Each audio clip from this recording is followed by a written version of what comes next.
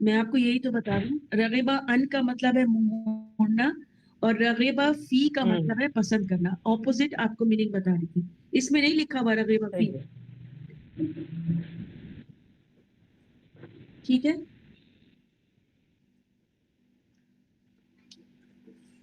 تو حضرت ابراہیم علیہ السلام کو ان کے اچھے اخلاق کی وجہ سے اور ان کی توحید پر قائم رہنے کی وجہ سے ان کو حنیف کہا گیا. اور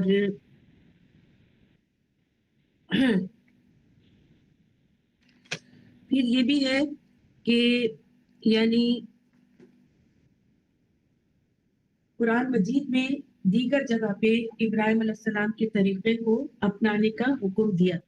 قرآن کریم میں بھی دیگر جگہوں پر یہ بات کی گئی کہ دین ابراہیمی اپناؤ.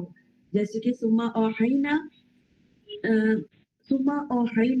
الیک ان اتبع ملت ابراہیم حنیفا وما کان من المشرکین. پھر ہم نے آپ کی طرف وہی بھیجی کہ آپ بھی دین ابراہیم کی پیروی کریں جو مشرکوں میں سے نہ تھے. یہ سورہ نحل کی آیت ہے. پھر جو آپ صلی اللہ علیہ وسلم کی ملت کی پیروی کرے اس کی تعریف بھی کی گئی ہے. جو حضرت ابراہیم علیہ السلام کی ملت کی، یعنی ملت کا مطلب ہوتا ہے طریقہ، اس کی پیروی کرے تو ممم مسلم اسلم وجہہ للہ وہو محسن واتبع ملت ابراہیم حنیفا. اس سے بہتر کس کا دین ہے جس نے اپنا چہرہ اللہ کے لیے جھکا دیا اور وہ نیکی کرنے والا ہو، وہ ابراہیم کے دین کا پیروکار ہو. تو سورہ نساء کی آیت ہے یہ 125. تو دین ابراہیم خالص توحید ہے. یوسف علیہ السلام نے بھی کہا تھا کہ واتبعت ملت ابائی ابراہیم و اسحاق و یعقوب. اور میں نے اپنے باپ دادا ابراہیم اور اسحاق اور یعقوب کا دین اختیار کر لیا. دین کا مطلب بھی طریقہ ہوتا ہے اور ملت کا مطلب بھی طریقہ. دین کے بہت وسیع مطلب ہے. طریقہ، جزا، سزا، عمل، یہ سب دین میں آتے ہیں. تو انبیاء کرام کا طریقہ بھی وہی تھا جو کہ حضرت ابراہیم علیہ السلام کا تھا. تو پھر ان کی خاص تعریف کی گئی حضرت ابراہیم علیہ السلام کی. آگے آتا ہے وَلَقَدِ اسْتَفَيْنَاهُ فِي الدُّنْيَا، کہ بے شک ہم نے اسے چن لیا دنیا میں. اللہ اکبر. ان کو دنیا میں چن لیا، یعنی ہم نے اس کو دنیا میں بھی چن لیا تھا. اور استفا صفی سے ہے، صفیہ، صفیہ سے ہے. صفیہ کا مطلب چنا ہوا، مخلص چنے ہوئے، اور یعنی اللہ کی پسندیدہ. اور پھر چنے ہوئے میں جو باتیں آئیں گی نا کہ کس طرح اللہ تعالیٰ نے کہا استفینا. محمد صلی اللہ علیہ وسلم کو بھی کہا تھا نا مصطفیٰ، چنے ہوئے. تو چنے ہوئے کس کے؟ اللہ کے چنے ہوئے. اور تمام خلق کے تمام انبیاء میں آپ چنے ہوئے. اسی طرح حضرت ابراہیم علیہ السلام کے لیے بھی آیا وَلَقَدِ اسْتَفَيْنَا، اور ہم نے چن لیا. استفینا مصطفیٰ، چن لیا. تو ان کے چنے جانے کی خاص علامت کیا تھی کہ اس بنا پر قرآن میں آئے کہ چن لیا انہیں. کہ جب ان کو آگ میں ڈالا گیا تو وہ کیا، بالکل آگ نے ان پر کوئی اثر ہی نہیں کیا.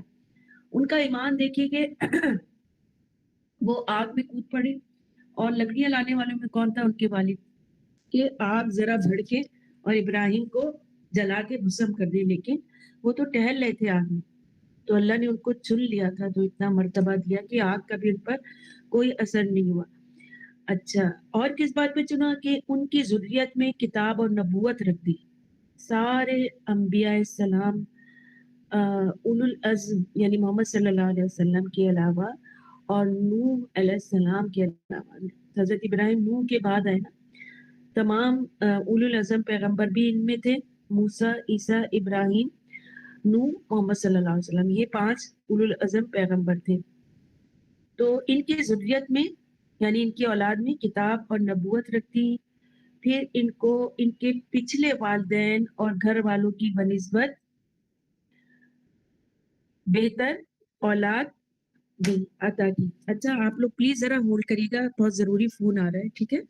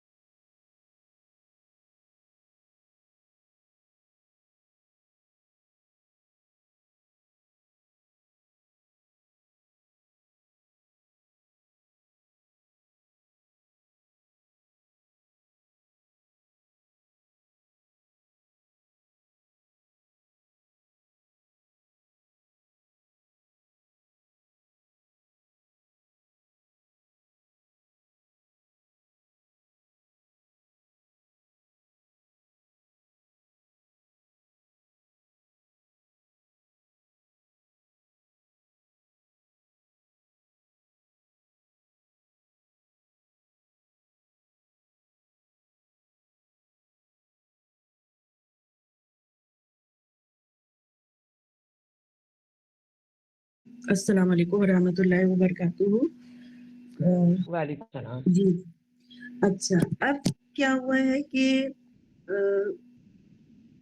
انبیاء کرام کا بھی جیسے میں نے آپ کو بتایا کہ ان کو بھی دین ابراہیم کی پیروی کے لیے کہا گیا۔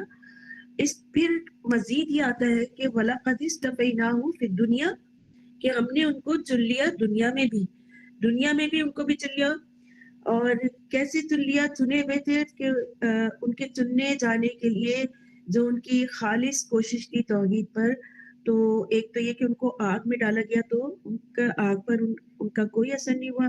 پھر ان کی ذریت میں کتاب اور نبوت رکھ دی، ان کو ان کے پچھلے والدین اور گھر والوں کی بنسبت بہتر اولاد عطا کی گئی۔ والد کیسے تھے ان کے سب جانتے ہیں، حاضر کیسے تھے جنہوں نے اپنے بیٹے کو آگ میں ڈالنے پر لکڑیاں جمع کر کے ڈالی، تو اس سے بہتر اللہ تعالیٰ نے ان کو اولاد عطا کی، اسماعیل اور اسحاق جیسے بچے عطا کیے۔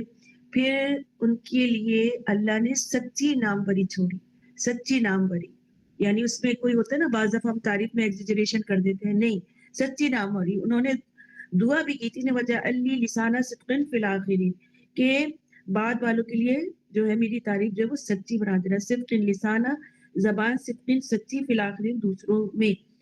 تو یہ امت ان کے بعد آخرین میں سے ہے۔ ہم کیا ہے؟ آخر کیا ہوتا ہے؟ دوسرا، اور آخر آخری ہوتا ہے۔ آخر اور آخر میں فرق سمجھے۔ آخر کیا ہوتا ہے؟ دوسرا، کہتے ہیں نا دوسری امت، آخر آخر آخرا امتن، دوسری امت، اور آخرین آخر آخرت سے ہے۔ تو آخرہ میں سے ان کی سچی تعریف اللہ تعالیٰ نے باقی رکھی، یہاں تک کہ کرسچن اور جیوز یعنی یہودی بھی ان کی تعریف کرتے ہیں، ہندوؤں میں بھی ان کا نام ہے۔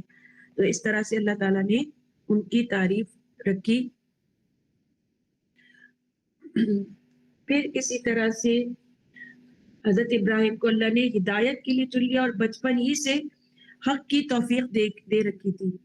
اور خلیل جیسا معزز خطاب، یعنی خلیل جو ہے بہت قریبی دوست ہوتا ہے نا، خلال سے نا دانتوں میں جو خلال ہوتا ہے کیا ہوتا ہے؟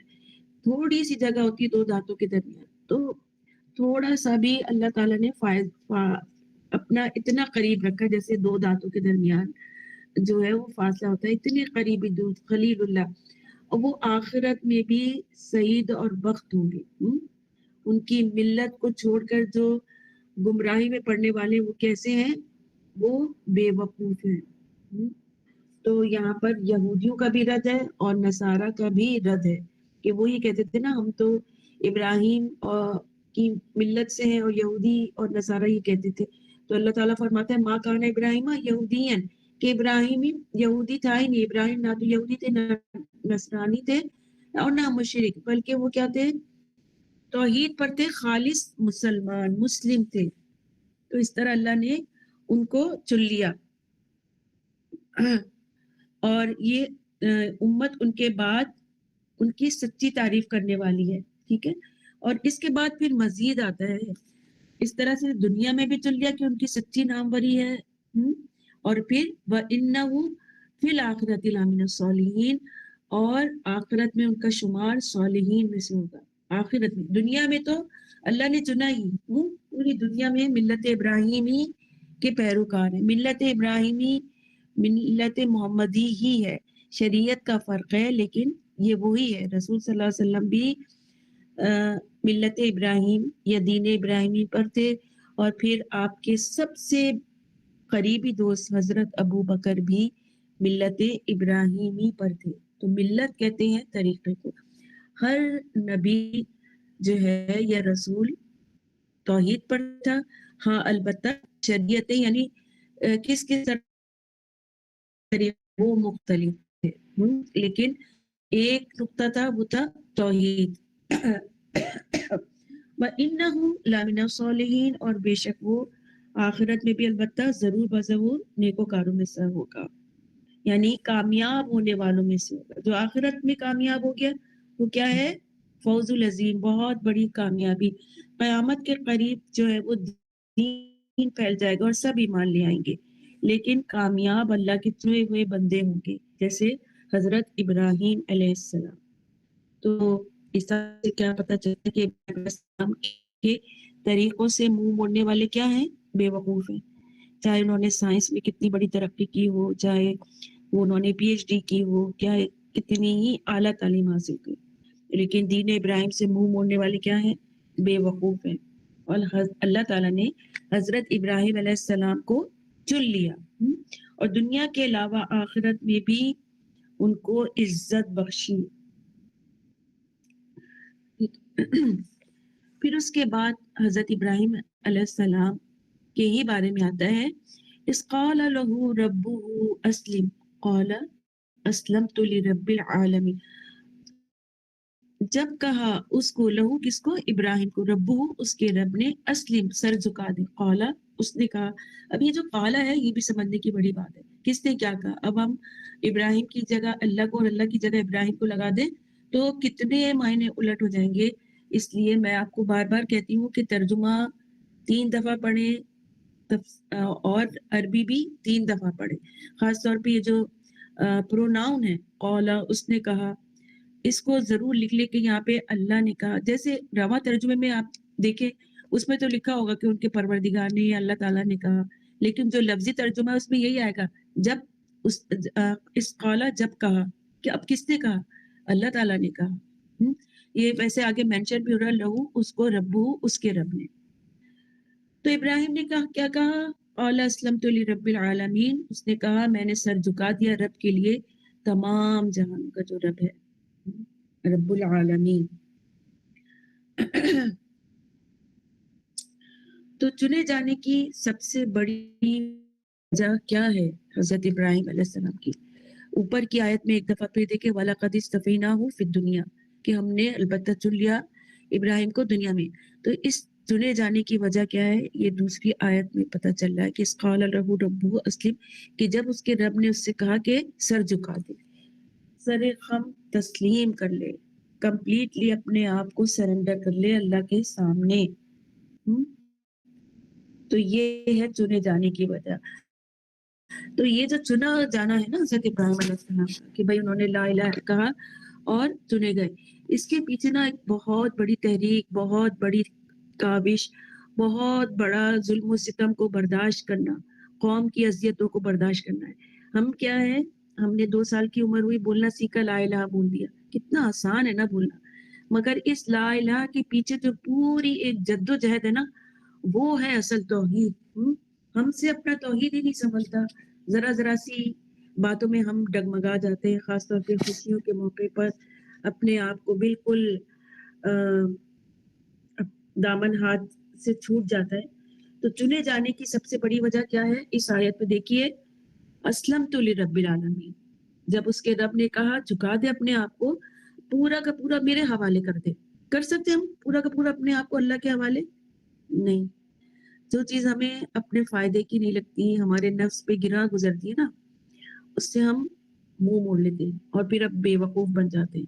منہ موڑنے والوں کو کہا نا صفی، تو ہم بھی صفی ہیں، ہم بھی منہ موڑ لیتے ہیں، پک اینڈ چوز کرتے ہیں دین کے معاملے میں. اور پھر ابراہیم علیہ السلام نے کیا کہا؟ اسلمت لرب العالمین. یہ ہے ان کے چنے جانے کی وجہ، اسلمت لرب العالمین، ابراہیم علیہ السلام کے چنے جانے کی وجہ. پھر اس اسلمت لرب العالمین کے بعد کیا ہوا؟ آگ میں جھونکے گئے، وہاں انہیں کچھ نہیں ہوا.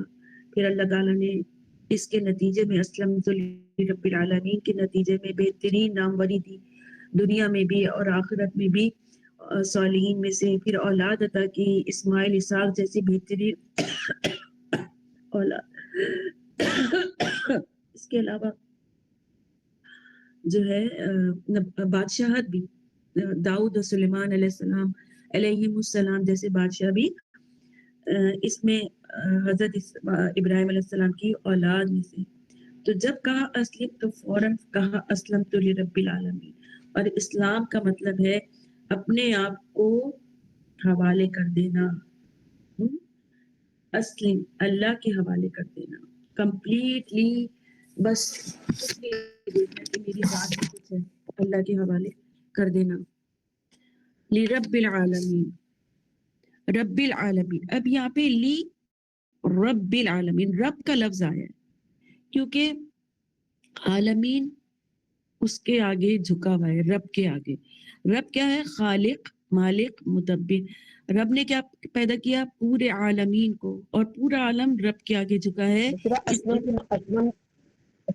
نے کیا بتایا تھے آپ نے؟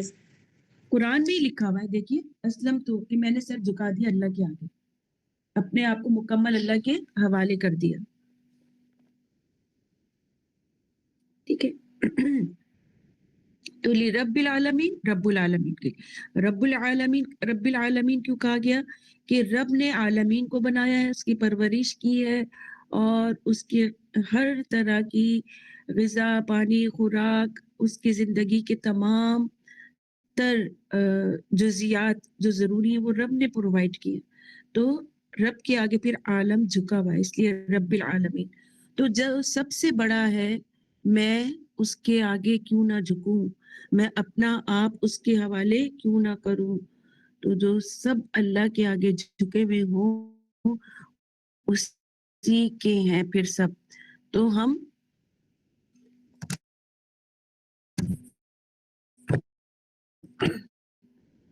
تو نبی صلی اللہ علیہ وسلم نے فرمایا، یعنی یہ پوری توحید ہے نا کہ اسلم تو رب العالمین، کہ میں تو بس جھک گیا اللہ کے آگے. نبی صلی اللہ علیہ وسلم نے فرمائی ہوتی نا، اس کو جہاں دل چاہے لے جاؤ. تو مومن بھی ویسے ہی ہوتا ہے کہ جو جہاں بھی حکم آئے نا اللہ کا،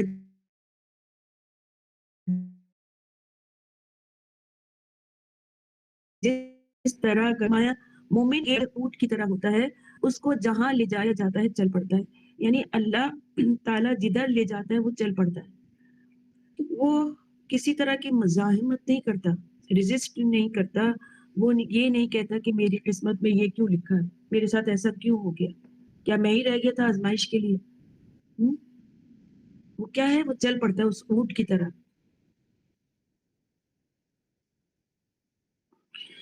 وہ اللہ کے فیصلوں کے آگے اپنا سر جھکا دیتا ہے.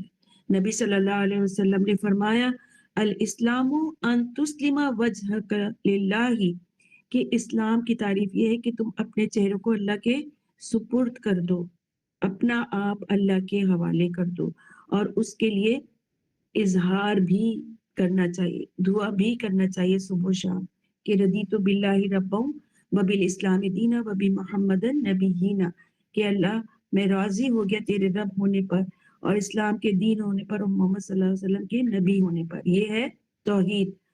تو اللہ کے ہر حکم کو خوشی سے قبول کرنا چاہیے، چاہے وہ اپنے نفس پر کتنا ہی بھاری ہو، چاہے لوگ اسے پسند نہ کریں. ہوتا ہے نا کہ جب کچھ لوگ دین کی طرف آتے ہیں تو اگلا بندہ ان کو پسند نہیں کرتا کہ بھائی یہ تو ایسی ہو گئی، یہ ویسی ہو گئی، یا ان کے طور طریقے کچھ عجیب ہو گئے، ان کا باڈی لینگویج عجیب ہو گئی، ان کے چہرے کے تاثرات عجیب ہو گئے. لوگ پسند نہیں کرتے، لیکن پسند کس کو کروانا ہے؟ اللہ تعالیٰ کو. اور رات کو بھی جو ہے وہ یہ دعا پڑھنی چاہیے، اللہم اسلمت نفسی الیک، کہ اللہ میں اپنا نفس پورا کا پورا تیرے حوالے کرتی ہوں. اللہ تعالیٰ ہمیں اپنا مطیع و فرما بردار بنائے. تو ہم نے پڑھا اس قال لہ ربہ اسلم قال اسلمت لرب العالمین. جب ان کے پروردگار نے ان سے کہا کہ سر ہم تسلیم کر دو، تو فوراً بولے میں نے رب العالمین کے ہر حکم کے آگے سر جھکا دیا. پھر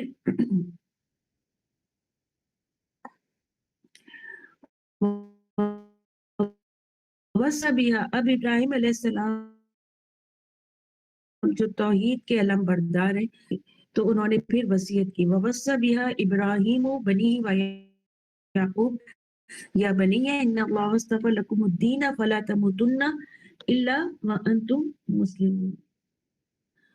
وَوَصَّى، اور وصیت کی، بہا اس کی، کس کی؟ اسلمت لرب العالمین، یعنی توحید کی، ابراہیم بنی اپنے بیٹے کو، ویعقوب اور یعقوب کو، یا بنیہ میرے بیٹو، ان اللہ اصطفیٰ بے شک، ان اللہ بے شک اللہ، اصطفیٰ چن لیا، لکم الدین تمہارے لیے دین، ولا تموتن پس تم ہرگز نہ مرنا، الا مگر وانتم مسلمون اور تم مسلمان ہو.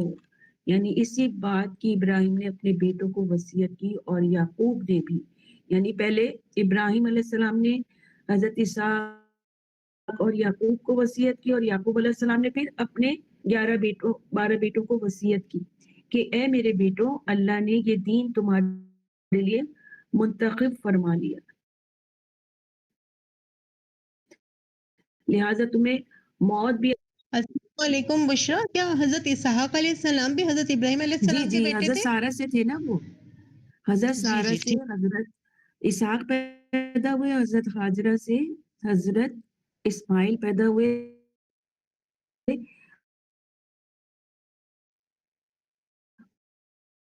اور حضرت کی ایک بیوی اور تھی, ان سے بھی ان کے شاید شعیب علیہ السلام بیٹے تھے, اور حضرت ہاجرہ سے بھی 6 بیٹے شاید ان کے اور تھے, کیونکہ وہ نہیں یہاں تک اسماعیل اور اسماعیل علیہ السلام سے اسے بنی اسماعیل, اسحاق سے, یا اور بنی اسلام, اور یہ پوری بنی, اور حضرت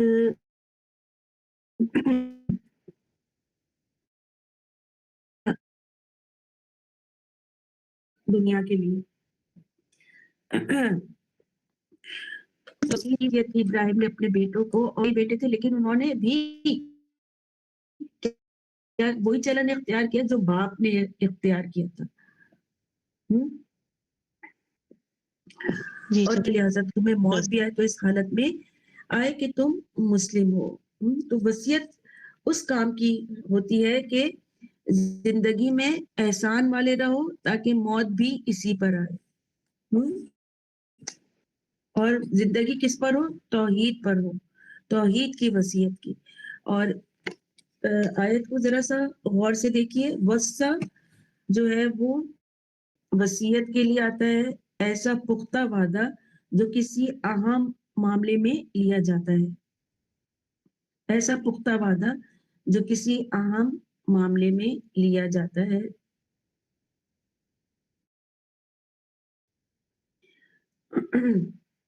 اور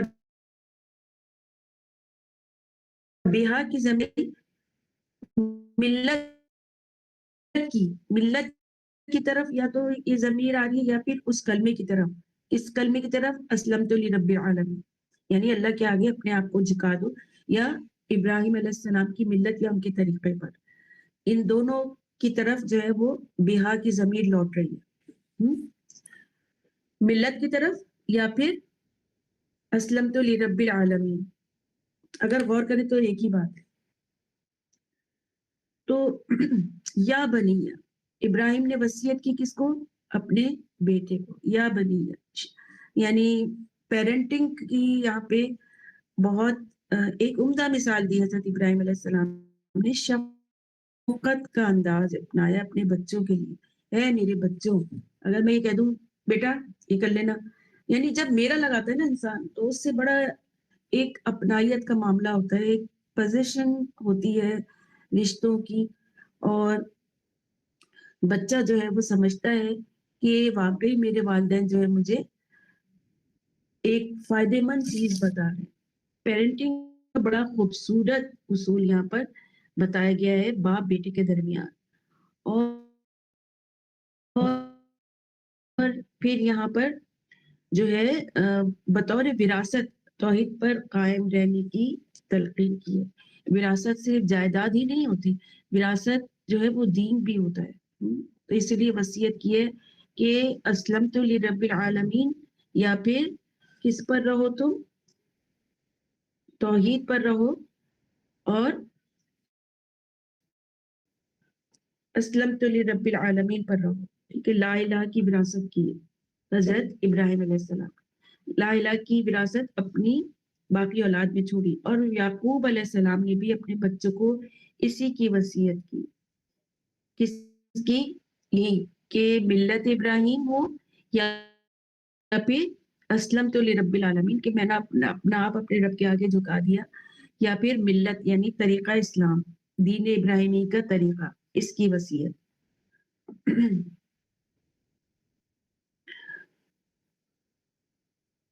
تو اسلمت لرب العالمین یہاں یعقوب کو بتایا گیا ہے, جبکہ اسحاق اور اسماعیل جو ڈائریکٹ ابراہیم علیہ السلام کی اولاد تھے، ان کا ذکر نہیں کیا گیا بلکہ یعقوب علیہ السلام کا ذکر کیا گیا ہے۔ ابراہیم اور ان کے پوتے کا یہاں پر ذکر ہے۔ یعقوب کون تھے؟ ان کے پوتے تھے، اسحاق کے بیٹے تھے، کیونکہ نبی کے علاوہ باقی تمام انبیاء یعقوب علیہ السلام کی اولاد میں سے تھے، یعنی نبی صلی اللہ علیہ وسلم کے علاوہ باقی جتنی بھی انبیاء ہیں وہ یعقوب علیہ السلام کی اولاد میں سے تھے، اس لیے خاص طور پر یہاں پر یعقوب علیہ السلام کا ذکر ہوا ہے، ٹھیک ہے۔ اور وہ کون سی قوم تھی؟ بنی اسرائیل۔ تو یاد دہانی کی جا رہی ہے کہ تمہیں دین ابراہیم پر قائم رہنے کی وصیت کی گئی ہے، اور اسلمت لرب العالمین کی وصیت کی گئی، اور یہی محمد صلی اللہ علیہ وسلم بھی لے کر آئے، یہی دین اسلام۔ اور بنی ہی یعنی بیٹوں، اس وقت ان کے سامنے بیٹے ہی تھے، اور اب ان کا کام تھا آگے پھیلانا۔ جیسے ہم بھی اگر مر رہے ہوں، ہماری موت سامنے ہو، تو اپنی اولاد کو وصیت کیا کریں؟ اسلمت لرب العالمین، کہ اسلمتکم، کہ تم جھک جاؤ اپنے رب کے آگے اور پیروی کرو دین ابراہیم کی۔ اگر عربی میں نہیں آ رہا تو اردو میں بھی کہہ سکتے ہیں، تو پھر ہمارے بچوں کو بھی یہ تلقین کرنی چاہیے کہ وہ پھر اس وصیت کو آگے پھیلائیں۔ جس طرح نبی صلی اللہ علیہ وسلم نے بھی جمعے کے حجۃ الوداع کے موقع پر وصیت کی۔ نبی صلی اللہ علیہ وسلم حج کر رہے تھے اور ان کو وہ خطبہ دیا، لیکن ساتھ ہی کہا کہ آگے بھی پہنچا دینا۔ اس لیے یہاں پر یعقوب کا لفظ آئے کہ پوری بنی اسرائیل اس میں سمٹ گئی، کہ یہ وصیت جو ہے کہاں تک پہنچے؟ پوری بنی اسرائیل کے آخر تک۔ اسی طرح اللہ نے قرآن کریم میں کئی مرتبہ نبی صلی اللہ علیہ وسلم کو خطاب کر کے فرمایا، جیسے قل هو اللہ احد، کہ اے نبی کہہ دیجئے اللہ ایک ہے۔ تو اس کا نبی صلی اللہ علیہ وسلم کے بعد یعنی کہو کہ اللہ ایک ہے، تو فرسٹ مخاطب کون ہے؟ مخاطب نہیں، مخاطب کون ہے؟ نبی صلی اللہ علیہ وسلم۔ اور نبی صلی اللہ علیہ وسلم کے بعد کون ہے؟ ہم ہیں، کہ ہم جو ہے کہیں اللہ ایک ہے، اور اس کے بعد ذمہ داری ہماری ہو جاتی ہے کہ ہم اللہ کے دین کو پھیلائیں۔ اور علماء یہ کہتے ہیں کہ جتنے بھی احکامات نبی صلی اللہ علیہ وسلم کو دیے گئے ہیں وہ ان کی امت کے لیے بھی ہے۔ اللہ اکبر، لرزنے والی بات ہے۔ ہم تو پک اینڈ چوز میں ہی لگے رہتے ہیں کہ یہ چیز اچھی ہے، یہ میں اپنا لوں، اور اس میں ذرا سا مجھے ہٹنا پڑ رہا ہے اپنے طریقے سے، تو یہ پھر کبھی دیکھیں گے جب اور بوڑھے ہو جائیں گے۔ لیکن یہاں پر کیا ہے کہ علماء کہتے ہیں کہ جتنے بھی احکامات نبی صلی اللہ علیہ وسلم کو دیے گئے وہ ان کی امت کے لیے بھی ہے، سوائے ان کے جو آپ صلی اللہ علیہ وسلم کی ذات کے لیے مخصوص تھے۔ جیسے کہ آپ کی ذات کے لیے کیا تھا؟ یوم وصال تھا، صوم وصال تھا نا، کہ افطار کیے بغیر آپ دوسرے دن کا بھی روزہ رکھ لیتے تھے، تہجد جو ہے وہ آپ پر فرض کی گئی تھی۔ تو پہلی نصیحت اپنے قریبی، یعنی جیسے یعقوب علیہ السلام کو کی حضرت ابراہیم علیہ السلام نے، پھر یعقوب علیہ السلام نے، آگے ہم پڑھیں گے اپنے بیٹوں کو کی۔ تو نصیحت کی ابتدا ہونی چاہیے اپنے گھر سے۔ قرآن کریم میں آتا ہے نا، قو انفسکم واہلیکم نارا۔ تو بعض دفعہ یہ ہوتا ہے ہم نصیحت کرتے ہیں لیکن بچے اس کو اپنانے میں کافی ٹائم لگا دیتے۔ تو اس کا یہ مطلب نہیں ہے، مانتے تو پھر دعائیں کریں اور اس پیغام کو پھر مزید آگے پہنچائیں۔ یہ عمل پھر جاری رہنا چاہیے۔ تو سب سے بڑی ذمہ داری بچوں کی، پھر اس کے بعد آگے کی نصیحت ہے۔ تو ابراہیم علیہ السلام نے بھی یہی کہا کہ، اور پھر یعقوب نے بھی یہی کیا، جو ابراہیم علیہ السلام نے نصیحت کی، پھر یعقوب علیہ السلام نے بھی اپنی اولاد کو نصیحت کی، وصیت کی، اور پیغمبروں نے بھی یہی عمل کیا، اور ساتھ ہی اس دین کو بھی جو ہے وہ اپنے لیے اپنے اوپر اختیار کیا۔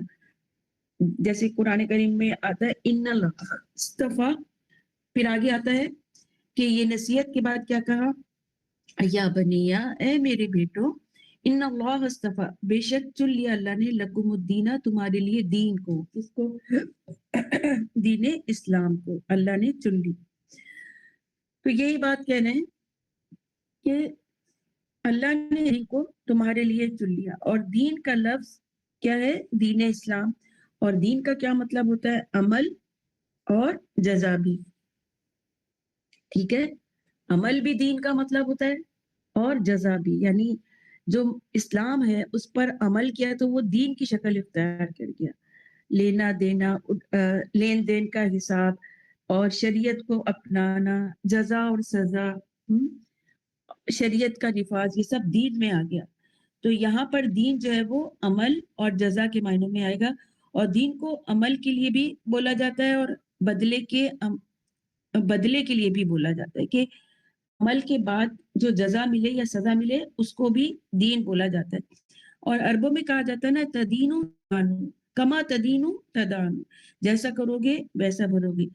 تو یہاں پر ان اللہ استفا لکم الدین، تو یہاں پہ دین سے مراد عمل ہے، کہ تم عمل کیسا کرو گے۔ اللہ کے نزدیک دین صرف دین اسلامی، اور پھر اس پر تم عمل کیسا کرو گے، جیسے کہ قرآن کریم میں آتا ہے ان الدین عند اللہ الاسلام، اللہ کے نزدیک تو دین صرف دین اسلام ہے، اور آدم علیہ السلام سے لے کر محمد صلی اللہ علیہ وسلم تک ہر پیغمبر نے اسی دین کی دعوت بھی دی ہے، اور اسلام کا ملنا کیا ہے؟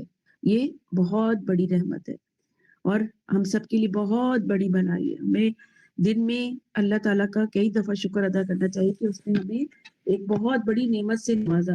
رسول صلی اللہ علیہ وسلم نے فرمایا، اللہ عرب اور عجم کے جس گھرانے کے ساتھ خیر و بھلائی کا ارادہ کرے گا ان کو اسلام میں داخل فرما دے گا، پھر صاحبان کی طرح فتنے وقوع پذیر ہوں گے، یعنی بہت سے لوگ مسلمان ہوں گے اور پھر فتنوں کا دور آ جائے گا۔ رسول صلی اللہ علیہ وسلم نے یہ بھی فرمایا، اس شخص کے لیے خوشخبری ہے جسے اسلام کی طرف ہدایت مل گئی اور اس کی روزی بقدر کفایت ملے اور اس پر قناعت کرے، یعنی ایک تو دین مل گیا، پھر اللہ نے اس کے لیے روزی بھی لکھ دی، اور اس جو بھی ملا اس کو، روزی میں بہت سی چیزیں آتی ہیں، رزق میں بہت سی چیزیں آتی ہیں، ایک تو کھانا پانا پینا، پیسے کپڑے، اس کے علاوہ علم بھی رزق ہے، ہنر بھی رزق ہے، اور مختلف اور بھی چیزیں رزق میں آ جاتی ہیں۔ تو جو بھی اللہ تعالیٰ نے دیا اس پہ وہ قناعت کرتا ہے، تو یہ کیا ہے؟ ایک پسندیدہ عمل ہے۔ تو ایسے شخص کے لیے بڑی خوشخبری ہے۔ اسی طرح اسلام کے دین ہونے پر راضی ہونے کی بھی بڑی فضیلت ہے، کہ ہم مسلمان ہیں اور ہم اس پر راضی ہیں، ہم اس پر خوش ہیں، ہمیں اور ہمارے بچوں کو اس پر بہت خوش ہونا چاہیے، اور بہت جو ہے وہ اللہ تعالیٰ کا احسان ماننا چاہیے، اور اسلامی دینی شعار اپنانے میں ہمیں کسی بھی طرح کی جھجک محسوس نہیں کرنا چاہیے، کہ میں کس طرح سے یہ اپناؤں، کس طرح سے پردہ کروں وغیرہ وغیرہ، ساری ہماری جو خواہش نفس سے ہمیں دین پر چلنے سے روکتی ہیں۔ تو اسی لیے فرمایا کہ دین کہ یہ جو دین ہے جس کو اللہ تعالیٰ نے تمہارے لیے چن لیا ہے، تو پھر تم کیا کرو، یہ دین جو چنا ہے تو تمہیں موت بھی اس پر آئے، فلا تموتن الا وانتم مسلمون، بس ہرگز نہ مرنا تم مگر اس حال میں کہ تم مسلمان ہو، تم نے اپنے آپ کو مکمل اللہ کے حوالے کر لیا، اور موت بھی اسی طرح ہے کہ وانتم مسلمون، کہ تم مسلمان ہو، تم اپنے رب سے راضی ہو، اس کے آگے جھکے ہوئے ہو، اس کے ہر احکام کو تم نے اپنا لیا۔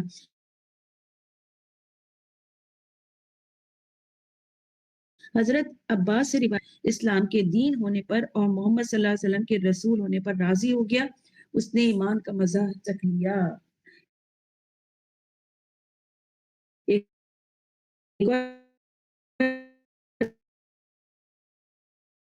روایت میں آتا ہے کہ جو اللہ کے رب ہونے پر، اسلام کے دین ہونے پر اور محمد صلی اللہ علیہ وسلم کے نبی اس کو پھر انسان بوجھ نہ سمجھے. ہم بوجھ کب سمجھ کوئی بھی چیز کی رہن سہن ہوتی ہے. ہمیں جب کسی چیز میں ڈسکمفرٹ محسوس ہوتا ہے تو وہ ہماری ہو جاتی ہے. پوچھیے گا کون سی چیزیں ہمیں انکمفرٹیبل ہوتی ہیں, ڈسکمفرٹ کرتی ہیں, اور کس طرح سے میں اللہ سے پھر راضی ہوں. یہ سب چیزیں چھوٹی چھوٹی باریکیاں ہیں, اس پر ضرور غور کریے گا. پھر اس کے بعد آتا ہے فلا تمنا الا انتم مسلم. یہ دیکھو ہر مسلمان نے اپنا یہاں پہ دیکھیے مسلمون کا لفظ جب آتا ہے تو اس میں مومنون بھی شامل ہوتا ہے, یعنی مسلمان بھی اور تمہارا مومنون کا لفظ آئے تو اس میں مسلمون بھی شامل ہوتا ہے اور مسلمون شامل ہوتا ہے. یہ فرق سمجھ میں آ رہا ہے؟ مسلم آتا ہے تو اس میں مومنون بھی شامل ہوتا ہے کہ وہ مسلمان کے سے. جہاں پہ مومن آتا ہے اس کا مطلب ہے کہ اس مومنون میں مسلمون کے ساتھ ساتھ مخلصون بھی شامل ہے, کہ آپ اپنے رب کے لیے اس کے دین پر نبی صلی اللہ علیہ وسلم کی نبی پر کتنا راضی ہیں, کتنے مخلص ہیں, کتنا آپ نے اللہ کے لیے اپنے وقف کر دیا, کتنا آپ نے سرنڈر کر دیا. یہ سب چیزیں اس میں آ جائیں گی. دوسرا یہ مومنون کے بات کا بتا رہی نا آپ, مومنون میں مخلصون بھی آئے گا. جی جی جی صحیح کہا آپ نے. تو ہم لوگ مسلم تو ہیں الحمدللہ, مخلص بھی ہیں کیا؟ یہ ذرا سوچنے کی بات ہے کہ خالص کیا ہے ہم نے اپنے آپ کو دین کے لیے. اور اللہ تعالیٰ سے ہمیں دعا کرنی چاہیے, اللہم اجعل عملی کلہ صالحا واجعل لی وجہک خالصا ولا تجعل لی احد فیہ شیئا. اور انسان کے ہر عمل میں جو ہے وہ اخلاص نظر آنا چاہیے. فلا تموتن, تم ہرگز نہ مرنا. یہاں پہ پھر موت کی وقت کی نشاندہی کی جا رہی ہے کہ تم مرنا نہیں مگر اس حال میں کہ مسلم ہو. یعنی جو عمل ہوگا نا ویسے ہی پھر موت بھی ہوگی. انسان توحید پر ہے تو توحید پر ہی اس کی موت ہوگی, اور جس پر مرتا ہے اس پر ہی اٹھے گا. جو عمل ہے ویسی ہی موت ہوگی, اور جیسی موت ہوگی اس پر ہی وہ اٹھے گا. یہی اللہ تعالیٰ کا دستور ہے کہ بھلائی کے ارادے کرنے والے کو پھر اللہ تعالیٰ بھلائی کی توفیق دیتا ہے, بھلائی پر اس کو آسانی فراہم کر دیتا ہے, اور اسے پھر ثابت قدم بھی رکھا جاتا ہے. کوئی شک نہیں. اور یہ حدیث بھی ہے کہ یعنی جس میں کوئی شک نہیں کہ انسان جنتیوں کے کام کرتے کرتے جنت سے 1-2 ہاتھ رہ جاتا ہے. جنت اتنی قریب ہو جاتی ہے کہ 1 ہاتھ کا فاصلہ, کہ اس کی تقدیر اس پر غالب ہو جاتی ہے, اور وہ جہنمیوں کے کام کر کے جہنمی بن جاتا ہے. اور کبھی کبھی کیا ہوتا ہے کہ جہنم اس کے 1-2 ہاتھ کے فاصلے پر رہ جاتی ہے, مگر اس کی تقدیر غالب ہو جاتی ہے, اور وہ ایسے نیکی کا کوئی بڑا کام کر جاتا ہے کہ وہ جنت میں چلا جاتا ہے. تو اصل چیز کیا ہے کہ خاتمہ کس پہ ہوا, موت کس پہ ہوئی. تو انسان بس اچھے کاموں میں لگا رہے اور حقیقی بھلائی کے میں لگا رہے. تو اس لیے قرآن کریم میں آتا ہے کہ لا الہ الا کی تصدیق کرنے والے کو ہم آسانی کا راستہ دیتے ہیں, اور بخل اور بے پرواہی اور بھلی بات کی تکذیب یعنی جھٹلانے والوں کو ہم سختی کی راہ آسان کر دیتے ہیں, یعنی برائی کی راہ آسان کر دیتے ہیں. تو اس طرح سے مرنا تو کیسے؟ مسلمان مرنا. اللہ تعالیٰ ہمیں اخلاص عطا فرمائے. تو اعمال کا دار و مدار جو ہے نا, مرے کس پر, یہ بڑی امپورٹنٹ بات ہے کہ کوئی مرا کس حال میں. تو اعمال کا دار و مدار خاتمے پر ہے. انبیاء علیہ السلام اپنے آخری وقت کی فکر کرتے تھے. یوسف علیہ السلام کی دعا کا ذکر آتا ہے, فاطر السماوات والارض انت ولی فی الدنیا والآخرہ तवफ़्फ़नी मुस्लिमा व अल्हिक़नी बिस्सालिहीन।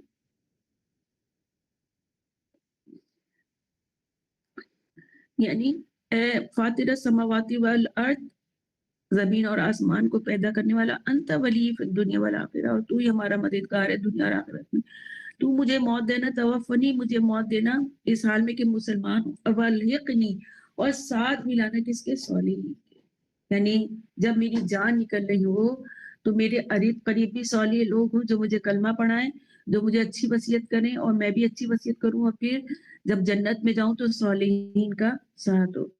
नबी सल्लल्लाहु अलैहि वसल्लम अपनी दुआओं में ये मांगते थे, अल्लाहुम्मा तवफ़्फ़नी मुस्लिमा व अहयना मुस्लिमीन व अल्हिक़ना बिस्सालिहीन। कि अल्लाह मुझे मौत दे मुस्लिम, इस हाल में कि मुस्लिम हो और जिंदा से सालिह, ना हम फितने में पड़े। ईमान वालों को अल्लाह ताला कुरान मजीद में फरमाता है, या अय्युहल्लज़ीना आमनु तक़ुल्लाह हक़्क़ तुक़ातिह वला तमूतुन्ना इल्ला व अंतुम मुस्लिमून। कि ए ईमान वालों, अल्लाह के तक़वा इख्तियार करो और देखो मौत ना आए मगर इस हाल में कि तुम मुसलमान हो। और ये हम सब के लिए हुक्म है, या अय्युहल्लज़ीना आमनू जब कहा तो ये हम सब के लिए हुक्म है। कुरान करीम में एक जगह ये बात आई है कि हम मुसलमान हों, ताबेदार हों, फर्माबरदार हों, और अगर इस हाल में मौत आई तो फिर क्या है? खुशखबरियां ही खुशखबरियां हैं कि अल्लाह हमसे राजी और हम अल्लाह से राजी। जैसे कि आता है सूरह सफ में, इन्नल्लज़ीना आमनू सुम्मा इस्तक़ामू, कि बेशक वो लोग जिन्होंने कहा कि हम ईमान लाए, सुम्मा इस्तक़ामू फिर उस पे जम गए। ईमान लाए और जम गए। ईमान बहका नहीं कि किसी मौके पर ईमान कैसा है, किसी मौके पर ईमान कैसा है, नहीं। सुम्मा इस्तक़ामू फिर जम गए। ततनज़्ज़लु अलैहिमुल मलाइकतु, तो उन पर फरिश्तों का नुज़ूल होता है। ऐसे लोग जो साबित ईमान के साथ होते हैं ना, हर मौके पर, हर खुशी और गम में, ज़रा मुसीबत में ना तुम तो उन पर फरी, ये अल्लाह ताला फरमाता है, तनज़्ज़लु अलैहिमुल मलाइका, तो वो मुस्तकबिल का कि मेरा क्या बनेगा, मेरे फला की मौत हो गई, अब मेरा क्या बनेगा, मेरा इतना बड़ा ला तखाफू, कि ना तुम खौफ खाओ, वला तहज़नु और ना गमगीन हो। माज़ी का भी गम ना करो कि मेरा फला चला गया, मेरा इतना बड़ा नुकसान हो गया, मेरा ऐसा हो गया, मेरा नहीं। तुम अल्लाह की जन्नत पर भरोसा रखो। फरिश्ते उसको तसल्लियाँ देते, अल्लाह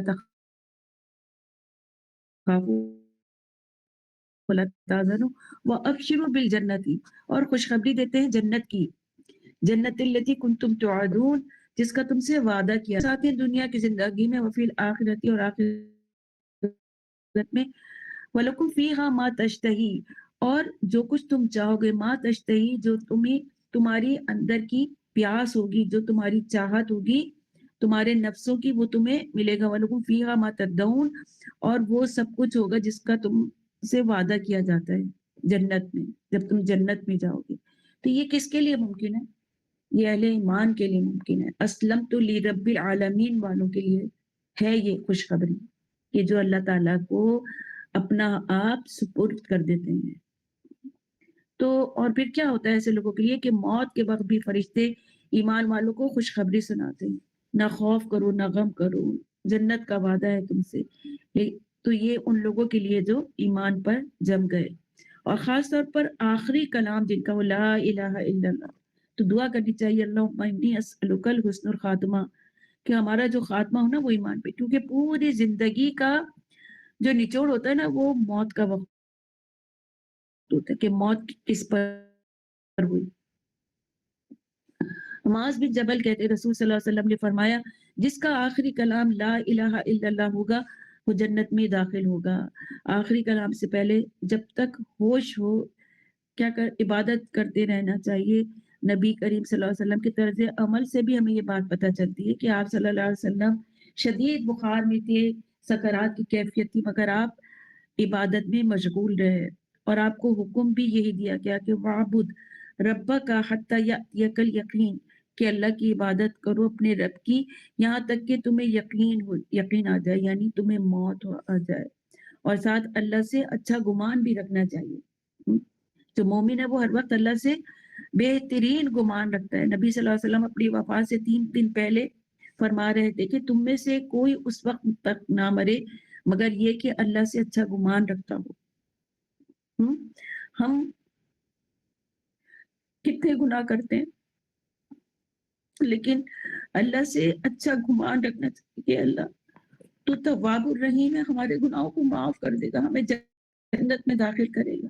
अल्लाहुम्मा हासिबनी हिसाबन यसीरा, कि हमसे आसान हिसाब लेना। अल्लाह से बदगुमानी नहीं करनी चाहिए और वसवसे दिलों में आए तो फौरन दुआएं पढ़नी चाहिए, जैसे कि ये है कि औज़ु बिल्लाहि मिनश शैतानिर रजीम मिन हमज़िही व नफ़्ख़िही व नफ़्सिही 3 दफ़ा पढ़ के उल्टे हाथ की तरफ थू-थू करके अपने दिल पे जो है वो फूंक मारनी चाहिए। क्योंकि बाज़ दफ़ा अच्छे-अच्छे ईमान वालों में ख़ास तौर पे मौत के वक़्त बहुत बिगाड़ पैदा हो जाता है।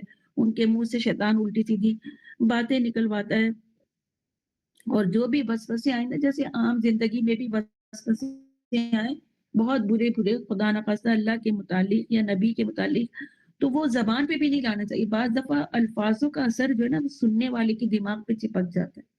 तो कभी भी किसी से ज़िक्र नहीं करनी चाहिए वसवसों का और वसवसों की जो दुआएँ वो पढ़ते रहना चाहिए। हुँ। हुँ। बुशरा, मैं एक सवाल करना चाह रही थी। देखिए, कोई बंदा बहुत नेकी के साथ ज़िंदगी वो तौहीद पे रहा और सारी ज़िंदगी उसने इबादत की, तो अगर वो मरते वक़्त शैतान ने उसको बहका दिया, वो कर दिया, मतलब अपने राह से हटा दिया, तो फिर उसका क्या अंजाम होगा? वल्लाहु आलम, ये तो अल्लाह ही बेहतर जानता है ना। ये तो हम पढ़ते आ रहे हैं कि अमाल का जो दारोमदार है वो हुस्नुल खात्मा पर है। कि अब ये अल्लाह ही जान, हम जज नहीं कर सकते कि अगर इसकी खराब मौत हुई है तो यकीनन इसके बुरे अमाल होंगे। हम ये जज बिल्कुल नहीं कर सकते, वरना हम अपने लिए जो है ना वो घड़ा खोद लेंगे। ये अल्लाह ही है, अल्लाह की मर्ज़ी कि वो उसको खराब मौत दे के उससे हिसाब आसान ले या ये कि उसको जन्नत में दाखिल कर दे, हमें कुछ भी नहीं पता। इस मामले में पूरी मखलूक ब्लाइंड है बिल्कुल। बस जो सल्फ़े सालिहीन या नबी सल्लल्लाहु अलैहि वसल्लम की अहादीस से पता चलता है कि नेक लोगों की रूह कैसे निकलती है और उनके लिए फरिश्ते कफ़न लेके आते हैं, उनके लिए खुशबू वाला कफ़न लेके आते हैं, चारों तरफ उनके बैठ जाते हैं, उनसे इजाज़त माँगते हैं और कहते हैं या अय्युहन नफ्सुल मुतमइन्ना इर्जिई रादियतम मर्दिया। उससे बाकायदा इजाज़त लेते हैं कि ए पाक रूह, निकल तू अपने रब की रज़ा से। जबकि जो बुरे गुनाहगार होते हैं, जो तौहीद पे नहीं होते, उनकी रूह उनके जिस्म में भाग रही होती है। मलकुल मौत निकालना चाहते हैं तो वो भाग रही होती है इधर-उधर और फिर उसको खींच के निकालते हैं। तो इस तरह से हमें हमेशा हुस्नुल खात्मा की दुआ करते रहना चाहिए और कभी भी अपने मुसलमान बहन या भाई के लिए जज नहीं करना चाहिए कि उसकी ऐसी मौत हुई।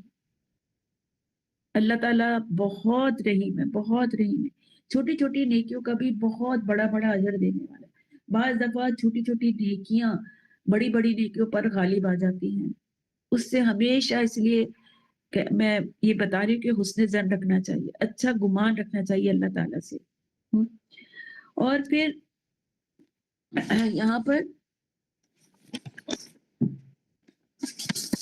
हुँ, वसीयत जो है, बच्चों को भी वसीयत करते रहना चाहिए। होता है ये दौर इतने फितने का है कि बच्चे बाज़ दफ़ा इबादत भी कर लेंगे, सब कुछ कर लेंगे मगर अपने आप को चेंज करने की कोशिश नहीं करेंगे। जैसे लड़कियाँ हैं तो वो पर्दा नहीं करेंगी, लड़के हैं तो वो किसी और उसमें होंगे। तो इन सब की उनको वसीयत करती रहना चाहिए नरमी से, प्यार से। नबी सल्लल्लाहु अलैहि वसल्लम बात करते तो इस तरह करते, या इब्नी, کہ اے میرے بیٹے یا اے میرے بھائی یا بھتیجے، اور آپ صلی اللہ علیہ وسلم نرمی سے بات کرتے۔ ایک شخص مسجد میں آیا اور کہا کہ یا رسول اللہ میں ساری باتیں مانوں گا، بس مجھے زنا کی اجازت دے دیں۔ تو یعنی میں نماز بھی پڑھوں گا، روزے بھی رکھوں گا، صدقہ حج زکات سب کروں گا، لیکن بس مجھے زنا کی اجازت دے دیں۔ تو صحابہ اسے پکڑنے کے لیے بھاگے کہ اتنی بری بات نبی کے سامنے کی ہے، یہ کیسی باتیں کر رہے ہیں۔ تو آپ صلی اللہ علیہ وسلم نے صحابہ سے کہا اس کو چھوڑ دو۔ آپ صلی اللہ علیہ وسلم نے اسے پکارا، ادنو یابنا، ادنو یعنی دنیا سے کہ میرے قریب آؤ، یبنا اخی اے میرے بھتیجے میرے قریب آؤ، میرے پاس آؤ، آ جاؤ۔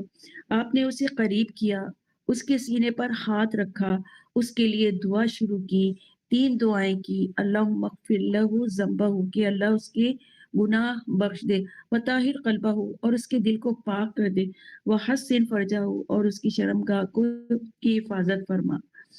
وہ نوجوان کہنے لگا کہ اس کے بعد میرے نزدیک سب سے بغض والی اور قابل نفرت چیز زنا ہو گئی۔ تو یہ ہے تبلیغ کا، شفقت کا انداز نبی صلی اللہ علیہ وسلم کا۔ سوچے کہ کتنی بری چیز ہے زنا، حرام چیزوں میں سے، کیونکہ جو زنا کرتا ہے اس وقت وہ ایمان والا نہیں ہوتا، مسلمان تو ہوگا، اس کا ایمان نہیں ہوگا۔ اسی طرح ایک بندو نے مسجد نبی میں آیا اور اس نے پیشاب کر دیا، صحابہ کرام کو بہت غصہ آیا، لیکن آپ صلی اللہ علیہ وسلم نے ان کو روکا اور پانی منگوایا اور ڈول ڈال دیا وہاں پہ پیشاب کی جگہ پر، پانی کا بہا دیا۔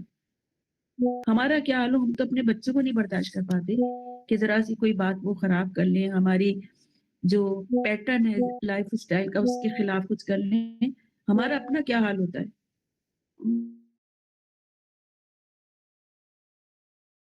ہم میں شفقت، نرمی، اخلاق کے وہ معیار ہیں ہی نہیں۔ ہم فوراً اپنے بچوں کو شٹ اپ کال دے دیتے ہیں، فوراً۔ کم از کم ہم ان کی بات تو سنیں، یہی وجہ ہے کہ کیا ہوتا ہے ہمارے بچے دوسری جگہ جا کے پھر وہ باتیں کرتے ہیں، وہ شیئر کرتے ہیں، پھر ان کو وہاں سے کوئی عجیب و غریب اس دن ابھی وہ دین پر پوری طرح سے نہیں آ رہے، تو اس کا یہ مطلب نہیں کہ ان سے چڑچڑاپن، ڈانٹ ڈپٹ اور جو ہے وہ اپنے آپ کو سپر ثابت کرنے کے لیے بچوں کو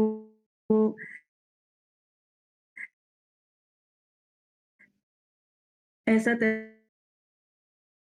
طرز عمل کریں کہ وہ دور ہو جائیں، نہیں، ان کی بات سنیں، ان کو قریب کریں گے تو بچوں کے پڑھتے، یہاں سے پتہ چلتا ہے کہ ہمیں نا نصیحت کرتے رہنے چاہیے بچوں کو وقت اور حالات کے مطابق، اور نصیحت خاص طور پر موت کے وقت، جب ہماری موت ہو اس وقت ضرور کرنا چاہیے نصیحت، خاص طور پہ ایسی بیماری جس کا نتیجہ موت ہی ہو، تو اپنی نصیحت یا وصیت جو ہے وہ تیار رکھنی چاہیے۔ وَوَصَّى بِهَا ابراہیم، کہ ابراہیم نے اپنے بیٹوں کو نصیحت کی اور یعقوب نے بھی۔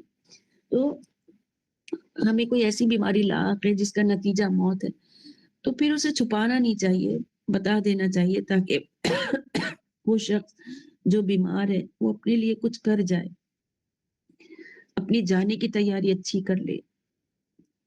اور اچھی تیاری میں یہ بھی ہے کہ اپنی اولاد، بھائی بہن کو اچھی نصیحت اور وصیت کرے۔ نبی صلی اللہ علیہ وسلم نے فرمایا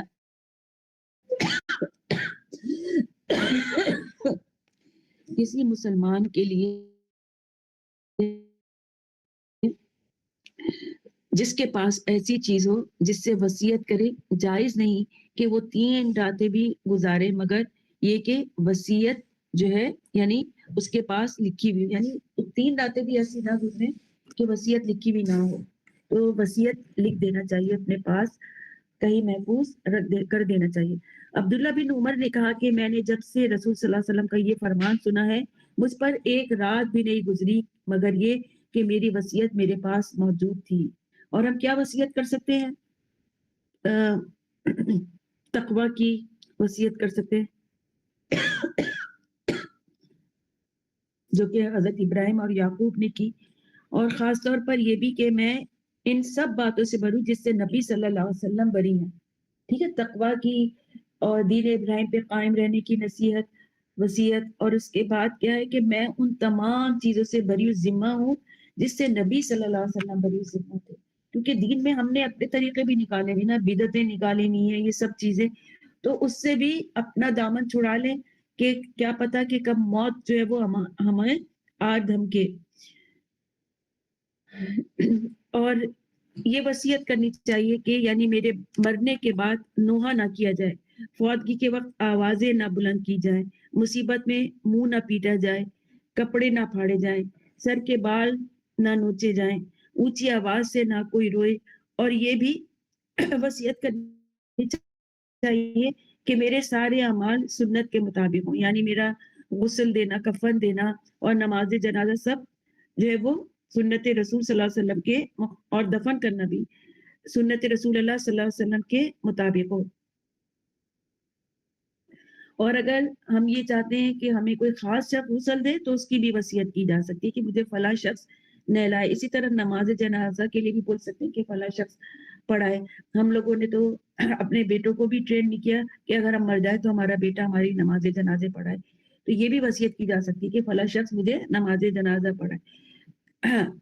इसी तरह कोई कर्ज हो तो वो भी लिख लें वसीयत में। इस और फिर अपने माल में से 1/3 जिसको देना चाहते हैं वो भी लिखा हुआ हो। वसीयत कितनी होती है? 1/3 होती है माल की। बाकी क्या होता है वो विरासत के हिस्सों में आ जाएगा। तो 1/3 हिस्सा माल का वसीयत में लिख देना चाहिए, माल वगैरह की वसीयत।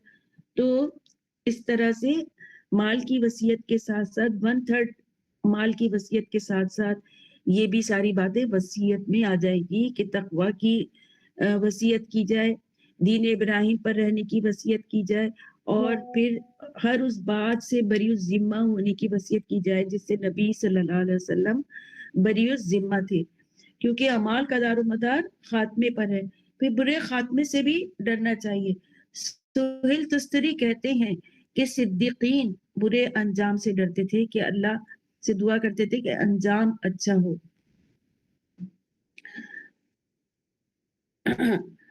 तो इसमें वो कहते हैं कि तुहकुबुहुम वजीला, मौत के वक़्त के लिए, कि जब सुफियान की मौत का वक़्त आया, ताबी हैं, तो रोने लगे, घबराने लगे।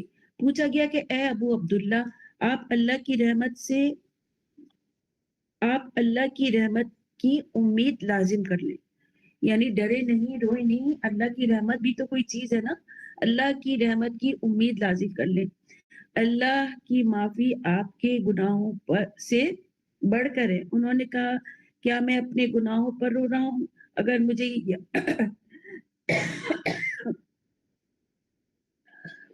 क्या मैं अपने गुनाहों पर रो रहा हूँ? उन्होंने कहा, अगर मुझे ये यकीन हो जाए कि मैं तौहीद पर मर रहा हूँ, तो फिर मैं कोई परवाह नहीं करूँगा कि मैं अल्लाह ताला से इस तरह मुलाकात करूँ कि कि मेरी खताएँ पहाड़ों की तरह हों।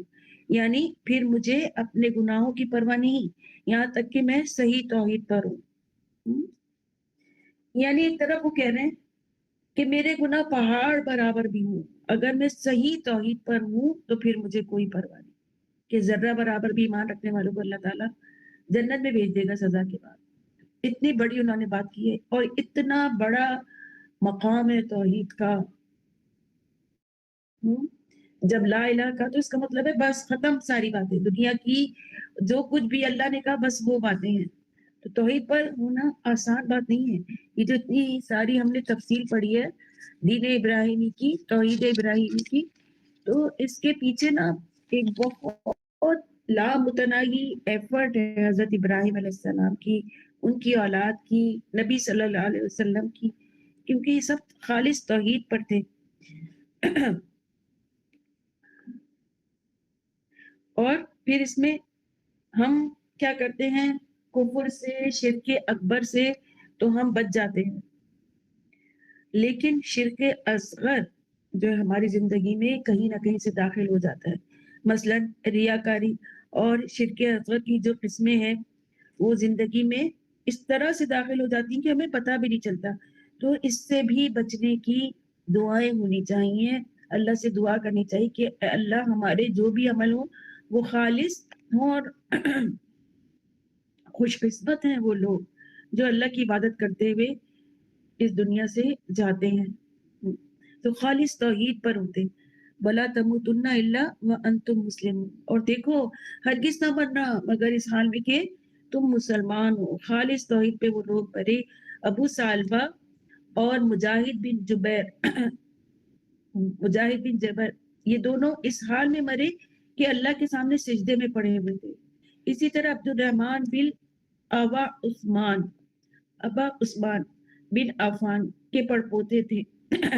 یہ مسجد کی طرف نکلے, چاشت کی نماز پڑھی اور مسجد میں بھی فوت ہو گئے.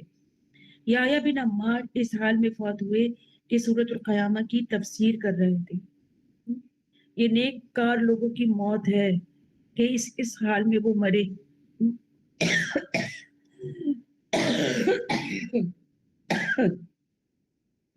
ابو ذرہ جو ایک محدث تھے, حدیثیں لکھتے تھے, اس وقت وہ فوت ہوئے جب حدیث کی سند پڑھ رہے تھے. اسی طرح عبد الحمید کشک جو کہ اسکالر تھے, ان کو جمعے کا دن بہت زیادہ پسند تھا. تو ان کو جو دنیا کا آخری جمعہ ملا, انہوں نے غسل کیا, خوشبو لگائی, مسجد کے طرف جانے کی تیاری کی. جب گئے 2 رکعت نماز پڑھ رہے تھے تو دوسری رکعت میں ان کی جان نکل گئی مسجد کے اندر. ان کے جمعے کے جو خطبات ہیں وہ بہت مشہور اور زبردست تھے. پھر اسی طرح ہمیں اسلام پر ثابت قدمی کی بھی دعائیں کرنی چاہیے کہ اللہ تعالیٰ ہمارے قدم جما دے. یا مقلب القلوب ثبت قلبی علی دین. یہ کتنی ڈیٹیل میں چل رہی ساری باتیں, محض کس لیے کہ اللہ توحید پر قائم رکھے. اور توحید کیا ہے؟ اس پوری دنیا سے بھی بڑی یقین اور عمل ہے. تو اس آیت سے ہمیں ایک بات اور پتہ چلتی ہے, وہ یہ کہ انبیاء موت تک اپنا کام کرتے رہے, مر رہے ہیں مگر نصیحت کر رہے ہیں اپنی اولاد کو. آخری سانس اللہ کی دین کی دعوت دیتے ہوئے ان کی نکلی. اور نبی صلی اللہ علیہ وسلم نے بھی موت کے وقت یہی کہا, الصلاۃ الصلاۃ اتقوا اللہ وما ملکت ایمانکم. یعنی نماز یعنی اپنی نمازوں کا خیال رکھنا, اور اللہ سے ڈرو کس کے؟ غلاموں کے معاملے میں, غلاموں کے ساتھ اس سے سلوک کرو. حضرت عمر کو جب زخم لگا تھا تو بالکل موت کے وہ قریب تھے, تو لوگ عیادت کے لیے آ رہے تھے, تو ایک نوجوان آیا جس کے کپڑے زمین کو چھو رہے تھے. آپ کو پتہ ہے نا کہ لٹکے ہوئے کپڑے, زمین کو چھونے والے کپڑے جیسے روم کے بادشاہ پہنتے تھے کہ پورے زمین سے لٹکے ہوئے چلے آ رہے ہیں, تو اس کے کپڑے بھی ایسے ہی تھے کہ زمین کو چھو رہے تھے. جب وہ جانے لگا تو آپ نے دیکھا کہ اس کے کپڑے لٹکے ہوئے ہیں. اس کو بلوایا اور فرمایا, اے بھتیجے اپنا کپڑا اوپر اٹھائے رکھو, اس سے تمہارا کپڑا بھی دیر تک چلے گا اور تقویٰ کا باعث ہے. یعنی یہ جو کبر کی علامت ہے نا, یہ ایسے لٹکائے ہوئے کپڑے پہننا, اور یہ باعث گناہ بھی ہے, تو ایسے کپڑے نہیں پہننے چاہیے. تو مرتے دم تک حضرت عمر نے کیا وہ اس لڑکے کی اصلاح کرتے گئے, اور وفات کے وقت بھی نیکی کے حریص ہوتے ہیں یہ کہ کسی کو نیکی کی تعلیم دے دیں اور برائی سے روک دیں. اسی طرح والدین جو سب سے زیادہ اپنی اولاد کی ہدایت کے حریص ہوتے ہیں, تو وہ کیا ہے, وہ خود بھی دین پر ہوں, دین کی حفاظت کرنے والے ہوں, دین کی نصیحت کرتے ہیں. اور جو دین پر نہیں ہوتے وہ یہ کہتے ہیں کہ اکثر یہ ہوتا ہے نا کہ کہتے ہیں کہ بھائی فلاں سے بات نہ کرنا, فلاں کو میرا چہرہ مرتے وقت نہ دکھانا, فلاں کو میرے جنازے میں شامل نہیں کرنا. تو یہ انتہائی بری اور گناہ کی باتیں ہیں. بہت سے لوگ صلہ رحمی میں اس حد تک گزر جاتے ہیں, اور یہ میں نے خود دیکھا اپنی آنکھوں سے کہ ایک بھائی اپنی بہن کے جنازے میں آیا تو اس کو جنازے کو کندھا نہیں دینے دیا گیا. یہ سب باتیں زندگی میں ہوتی ہیں, یہ حال ہے ہم سب کا. اسی طرح سے جو ہے یہ جو نصیحت ہے, وصیت ہے, ہمیں تیار کر کے رکھنی چاہیے کہ فلا تموتن الا وانتم مسلمون. फिर मजीद आता है अम कुंतुम शुहदा इज़ हदर याकूब अल मौत क्या तुम थे मौजूद जब आई याकूब पर मौत। ठीक है, अब ये याकूब अलैहिस्सलाम, पहले क्या था, इब्राहिम अलैहिस्सलाम ने अपने बेटों को नसीहत की और याकूब ने, अब याकूब अलैहिस्सलाम का जिक्र आ रहा है कि क्या तुम उस वक्त तुम मौजूद थे जब याकूब की मौत का वक्त आया, बनी जब उन्होंने अपने बेटों से कहा मा ताबुदूना मिन बादी, कि तुम मेरे बाद किसकी इबादत करो, कि हम किसी एक खुदा की इबादत करें, इलाह आबाइका, आपके माबूद की जो कि वाहिद है, वनानु लहु मुस्लिमून, और हम सिर्फ उसी के फरमाबरदार हैं।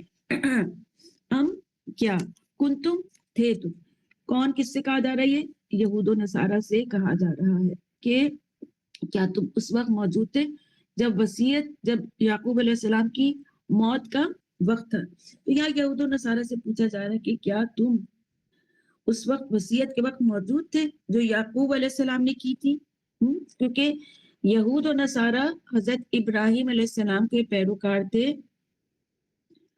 और उनके और उनको अपने आप को उनके दीन पर चलने वाला कहते थे। मुशरिकीन अरब जो इस्माइल अलैहिस्सलाम की औलाद थी और कुफ्फार बनी इसराइल पर जो हजरत याकूब अलैहिस्सलाम की थी, दलील लाते थे कि अल्लाह ताला बयान फरमाता है कि हजरत याकूब ने तो अपनी औलाद को आखिरी वक्त में भी अल्लाह ताला की इबादत की वसीयत की थी।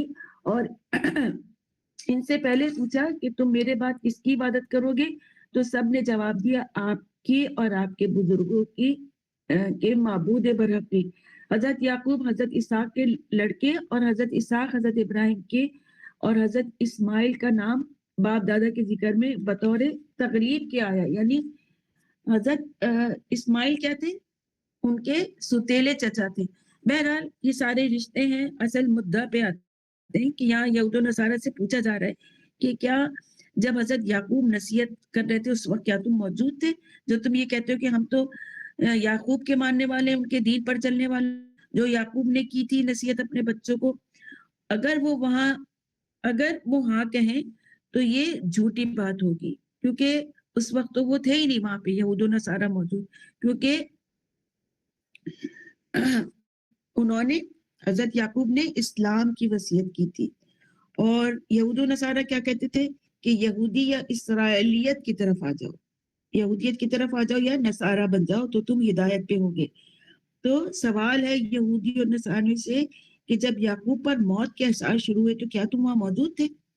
जो तुम कह रहे हो कि हम ये हमारी मिल्लत में से याकूब अलैहिस्सलाम और इब्राहिम अलैहिस्सलाम, तुम तो उस वक्त मौजूद ही नहीं थे उनकी वसीयत के, तो तुम्हें उनकी वसीयत का कैसे पता चल गया। तो मौत की अलामत जब जाहिर हुई तो उन्होंने ये वसीयत की थी। मौत की अलामत में क्या होता है, नजरें एक जगह टिक जाती हैं, नजरें ठहर जाती हैं, पांव ठंडे होने लगते हैं, आंखों में से रौनक खत्म हो जाती है और बहुत ज्यादा पसीना आता है। यानी पसीना आना क्या है, हुस्नुल खात्मा की अलामत है। जो तो इससे ये बात पता चलती है कि अंबिया पर भी मौत आती है, लेकिन अंबिया का जिस्म मिट्टी नहीं खाती। ठीक है, तो याकूब अलैहिस्सलाम के बेटों में से मुराद यूसुफ अलैहिस्सलाम और उनके भाई हैं, और ये 11 थे यूसुफ अलैहिस्सलाम के अलावा। तो उन्होंने क्या कहा हजरत याकूब अलैहिस्सलाम ने,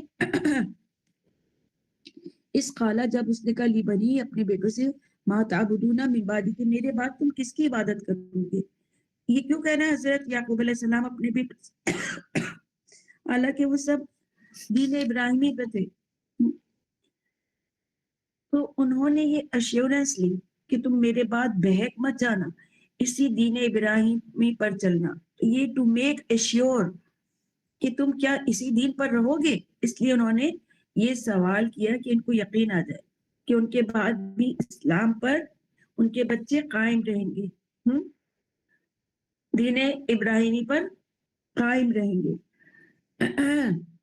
قالو تو انہوں نے کس نے بچوں نے کہا نعبدو ہم عبادت کریں گے الہ کا تیرے معبود و الہ ابائی کا اور معبود آبائی کا تیرے باپ دادا ابراہیم اور اسماعیل و اسحاق ابراہیم و اسماعیل و اسحاق ابراہیم اور اسماعیل اور اسحاق الہ واحد اور معبود واحد کی یعنی ہم ان کی عبادت کریں گے واحد معبود کی جو کہ ابراہیم اسماعیل اور اسحاق کے بھی معبود ہیں وَنَحْنُ لَهُ مُسْلِمُونَ اور ہم اسی کے فرما بردار رہیں گے. وَنَحْنُ لَهُ مُسْلِمُونَ آج دیکھیں کتنی دفعہ مسلمون کا لفظ آیا اسلم تو بھی مسلم سے ہے. ہاں تو انہوں نے بچوں نے بھی جواب دیا ان کو اشور کیا کہ ہم آپ کے اور اپنے معبود کی اور ابراہیم اسماعیل اسحاق یعقوب ان کی معبود کی عبادت کریں گے جو کہ ایک ہی ہے اور الہ کا مطلب کیا ہے معبود میں آتا ہے الہ اور اللہ ہی الہ ہے آسمانوں اور زمینوں میں. یعقوب علیہ السلام اسحاق علیہ السلام کے بیٹے تھے لیکن اسماعیل کو بھی اس میں شامل کر لیا گیا.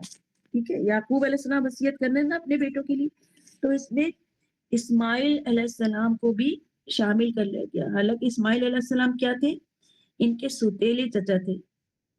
ان کی حضرت اسماعیل کی والدہ ہاجرہ تھی اور اسحاق کی والدہ کون تھی سارہ تھی. تو یہ سوتیلا پن آ گیا تھا اور یہ سوتیلے چچا تھے.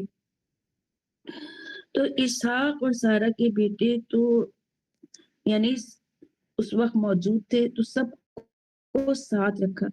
کیوں ایسا کیا حضرت اسماعیل کا بھی نام لیا بات تو یعقوب علیہ السلام کی اور ان کی ذریت کی ہو رہی تھی کیونکہ خاندان ایک تھا باپ ایک تھا ابراہیم علیہ السلام. تو باپ دادا ایک ہی ہے.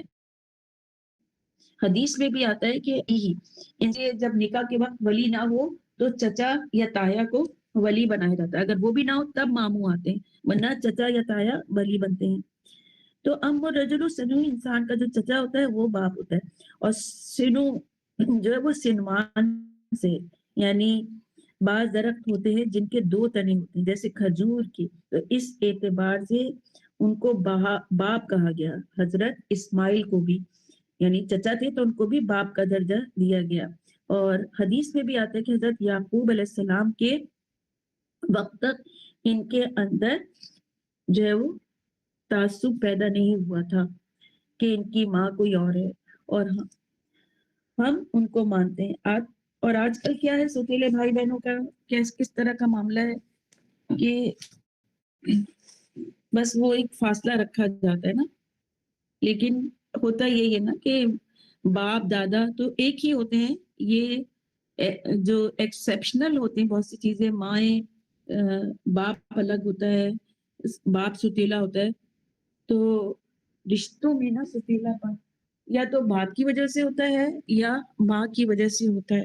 اس کو بھی بڑا ہی اسموتھ لے کے چلنے کے جگر اور حوصلہ چاہیے. جیسے کہ میرے والد کی بھی 2 شادیاں ہوئی. پہلی وائف کا انتقال ہو گیا تھا اور ان سے 3 بچے تھے ایک بڑی بہن پھر 2 بھائی. تو میرے والد 3 بھائی تھے اور ان کی ایک بہن تھی جو مکمل پیرالائز تھی. اب بچوں کی کوئی پرورش کرنے والا نہیں تو بچوں کی پرورش کرنے کے لیے ابو نے کافی سالوں کے بعد امی سے شادی کی اور امی اور ابو میں تقریباً 17-18 سال کا فرق. تو کہنے کی بات یہ ہے کہ ماں باپ کا اتنا بڑا رول ہوتا ہے. میری والدہ نے جو برتاؤ کیا بھائیوں سے اور وہ جو ایک بڑی بہن تھی تو آپ یقین کریں کہ مجھے انٹر میں کہیں جا کے پتا چلا کہ ہمارے سوتیلے بھائی ہیں. پتہ ہی نہیں تھا کیونکہ باپ تو ایک ہی تھا نا. اور میری جو بڑی بہنیں تھی ان کی بھائیوں سے جو ایسوسیشن تھی وہ اتنی زیادہ اور اتنا فرینڈلی اور ایسے وہ لوگ رہتے تھے کہ ہمیں کبھی محسوس ہی نہیں ہوا. اور میرے جو بڑے بھائی تھے مرحوم والدہ ان کے ایک یعنی ان سے ایسے ڈرتی تھی کیونکہ 6 سال کا ہی فرق تھا بڑے بھائی اور والدہ میں. اور ان کی یعنی ایک بات کو غور سے سننا اور ماننا اور جو بھی وہ کہہ رہے ہیں تو اس میں کوئی ریزسٹ نہیں کرنا. تو ایک بڑا پیسفل ماحول رہا. تو یہ جو پیرنٹنگ ہوتی ہے نا اور پھر پیرنٹس سے جو رشتے جنریٹ ہوتے ہیں ان کو نبھانا بڑے جگر کا کام ہے. اور امی واقعی بہت چھوٹی تھی ابو سے, اور پھر کافی بڑا کنبہ امی کے ساتھ رہتا تھا. اس میں میرے بھائی جان کے جو خالو تھے اور ماموں تھے وہ بھی ساتھ رہتے تھے, تو وہ سب امی کو اتنا چاہنے لگے اور ان کی اتنی کیئر کرنے لگے. تو یہ جو ستیلے رشتے ہوتے ہیں نا یہ بہت زیادہ قربانی مانگتے ہیں, اور اس قربانی کے نتیجے میں پھر یہ رشتے قائم بھی ہوتے ہیں. اب تک جو ہے یعنی میرے دونوں بھائیوں کا انتقال ہو گیا, لیکن ان کے بچے کسی نہ کسی طرح سے جو ہماری ان سے بانڈنگ ہے وہ بہت زیادہ اسٹرانگ ہے الحمدللہ. آتے جاتے ہیں اور ہر طرح سے جو ہے خصوصاً میری بڑی بہن, ہم لوگ سب بہت زیادہ ان کا ہر طرح سے خیال رکھنے کی کوشش کرتے ہیں, اور ان کو کوئی بھی بات ہوتی ہے فٹافٹ فون کیا, کوئی مسئلہ ہے تو. انتقال ہونے کے باوجود بھابھیوں کا بھی انتقال ہو گیا, بچے ہی ہیں صرف. تو اور بڑی بہن وہ جو تھی ان کا تو کافی پہلے انتقال ہو گیا تھا, جب ان کا پہلا بچہ پیدا ہوا تھا وہ بھی بیچارہ مر گیا تھا, وہ بھی مر گئی تھی. تو ایک مثال ہے, جیسے میں مثال دیتی ہوں اپنی والدہ کی, سب کو مثال دیتی ہوں کہ انہوں نے ایسا ماحول رکھا کہ ہمیں پتہ ہی نہیں چلنے دیا کہ ہمارے 2 ستیلے بھائی بھی ہیں. یعنی ستیلے تو نہیں ہوں گے, باپ ایک تھا, لیکن والدہ نے اس طرح سے رکھا اور بہت چلتی تھی ہمارے بڑے بھائی کی, اور کبھی بھی امی نے ان کے لیے کوئی ریزسٹنس پیدا نہیں کی. اور پھر بڑی بہنوں کی, میں کیونکہ ان سے بہت چھوٹی تھی جب میں نے ہوش سنبھالا, تو وہ شادیوں بچوں والے پتہ نہیں کیا, مجھ میں اور میری بھتیجی میں ہارڈلی 3 سال کا فرق ہوگا, اتنے وہ بڑے تھے. تو ستیلے رشتوں کو نبھانا جو ہے نا یہ بہت اولین درجے میں, جیسے میری ابھی بھانجی کی جو بیٹی کی شادی ہو رہی ہے, وہ تو اس بیچاری کا شوہر بھی وہ 22 سال میں بیوہ ہو گئی تھی, اور اس کی پھر جو دوسری جگہ شادی ہوئی تو جو ستیلا باپ یعنی میرے بہنوئی کا ماموزاد بھائی, اس نے بھی کیا یہ رشتہ نبھایا ہے. اور اب وہ بچی 19 سال کی جس کی شادی کی جا رہی ہے, اس باپ نے کیا بڑھ چڑھ کے اپنی بیٹی کے لیے کیا ہے. تو ایک مثال ہے, دنیا میں ایسی مثالیں بھی ہیں جو کہ واقعی سنہری لفظوں سے لکھی جانی چاہیے. تو میری والدہ سے ہم پھر 7 بہنیں ہیں, اور پھر 7ویں میں 7واں نمبر میرا ہے, ٹھیک ہے. تو یہ جو ہوتے ہیں نا یہ سنوان ہوتے ہیں, جیسے کھجور کے 2 تنے والے درخت ہوتے ہیں نا, تو جڑ ان کی ایک ہوتی ہے, چاہے وہ ستیلی کیوں نہ ہو, وہ جڑ ان کی ایک ہوتی ہے. وہ جیسے سوگنوں کو بھی ایک دوسرے کو نبھانا بہت بہت بہت بڑا امتحان ہوتا ہے. تو ان میں بھی حضرت یعقوب علیہ السلام اور حضرت ابراہیم, حضرت یعقوب علیہ السلام کے بیٹوں میں جیسے بنیامین, یوسف علیہ السلام اور باقی وہ 7 بھائی, ان میں بھی سگے ستیلے کا چکر تھا. مگر اس وقت کیا ہوا, سب نے کہا کہ ہم اپنے باپ دادا کے دین پر چلیں گے, وَنَحْنُ لَهُ مُسْلِمُونَ, اور ہم اسی کے فرما بردار رہیں گے. یعنی یہ کمٹمنٹ کیا انہوں نے اپنے والد سے, کیونکہ انبیاء کی اولاد تھی, ان کا بھی بہت بڑا درجہ تھا, اور انہوں نے پھر یہ کمٹمنٹ کیا. وَنَحْنُ لَهُ مُسْلِمُونَ. یہاں ذرا آیت کو ذرا غور سے دیکھیے, وَنَحْنُ لَهُ, اسی کے. ہم نے پہلے پڑھا تھا نا کہ مسلمین لکا, یہ وہ والی آیت بھی نکالیے. ہاں, آیت نمبر ہے 128, ربنا وجعلنا مسلمین لکا, کہ صرف اور صرف تو اپنا فرما بردار.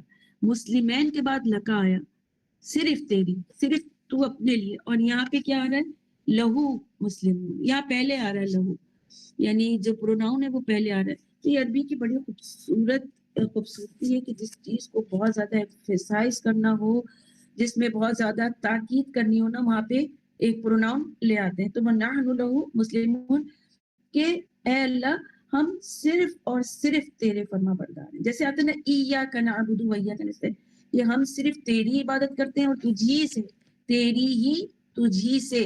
تو یہ جو پرزسٹ کسی کو اپنا آپ دینا یا کسی پہ اتنا بھروسہ کرنا ہوتا ہے نا, تو یہ پروناؤن پھر اس وقت اس کو مزید زیادہ پرزور بناتے ہیں, تاکید والا بناتے ہیں. وَنَحْنُ لَهُ مُسْلِمُونَ, کہ ہم اسی کے فرما بردار ہیں, یعنی ہم آپ ہی کے فرما بردار ہیں.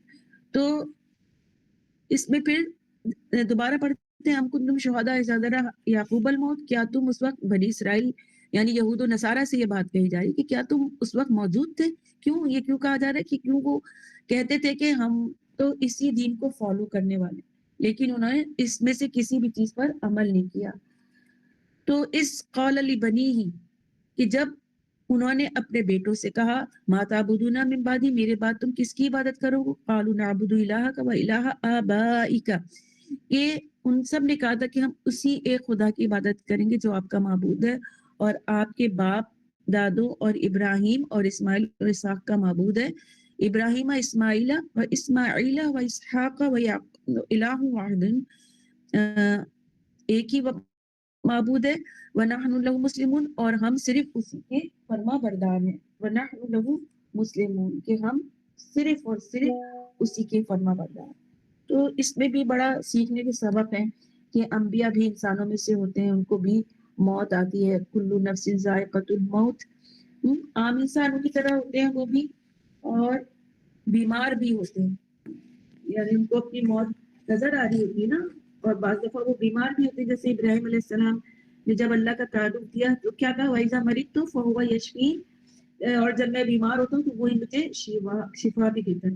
پھر انبیاء جو ہیں ان سے بھول بھی ہوتی ہے، جیسے یونس علیہ السلام سے بھی بھول ہوئی، اور نسیان بھی ہوتا ہے، بھول بھی جاتے ہیں. نبی صلی اللہ علیہ وسلم نے فرمایا تھا کہ میں اسی طرح بھول جاتا ہوں جس طرح تم بھول جاتے ہو، بس جب میں بھول جاؤں تو مجھے یاد دلا دیا کرو. یعنی ایک دفعہ نبی صلی اللہ علیہ وسلم نماز میں ایک رکعت بھول گئے تھے تو پھر آپ کو یاد دلایا گیا تو آپ نے دوبارہ وہ ایک رکعت پڑھی اور سجدہ صاحب کیا. قرآن کریم میں ہمیں اور انبیاء کی وصیتیں پتہ چلتی ہیں، ہمیں انبیاء کی وصیتیں پتہ چلتی ہیں. جیسے سورہ شعراء میں آتا ہے شرع لکم من الدین ووصى بها نوحا والذی اوحینا الیک وما وصینا به ابراہیم وموسیٰ وعیسیٰ، اس نے تمہارے لیے دین کا وہی راستہ مقرر کیا، وصیت فرمائی جس کی اس نے نوح کو تاکید کی، یعنی وصیت فرمائی نوح علیہ السلام کو، اور جس کی ہم نے تمہاری طرف وہی بھیجی، یعنی نبی صلی اللہ علیہ وسلم کو بھی وصیت کی، اور جس کی ہم نے ابراہیم اور موسیٰ اور عیسیٰ کو بھی وصیت کی. یعنی انبیاء علیہ السلام کو بھی وصیت کی گئی اور انہوں نے بھی وصیت کی. اور حکیم لقمان نے بھی وصیت کی تھی کہ اللہ تعبد اللہ وبالوالدین احسانا، انہوں نے بھی وصیت کی تھی. سورہ لقمان میں پوری ان کی وصیت موجود ہے. اور نبی صلی اللہ علیہ وسلم کی آخری وصیتیں بھی ہیں قرآن کریم میں اور احادیث میں. آپ کی خاص وصیتیں کیا تھیں؟ اللہ کی کتاب کو تھامنے کی وصیت.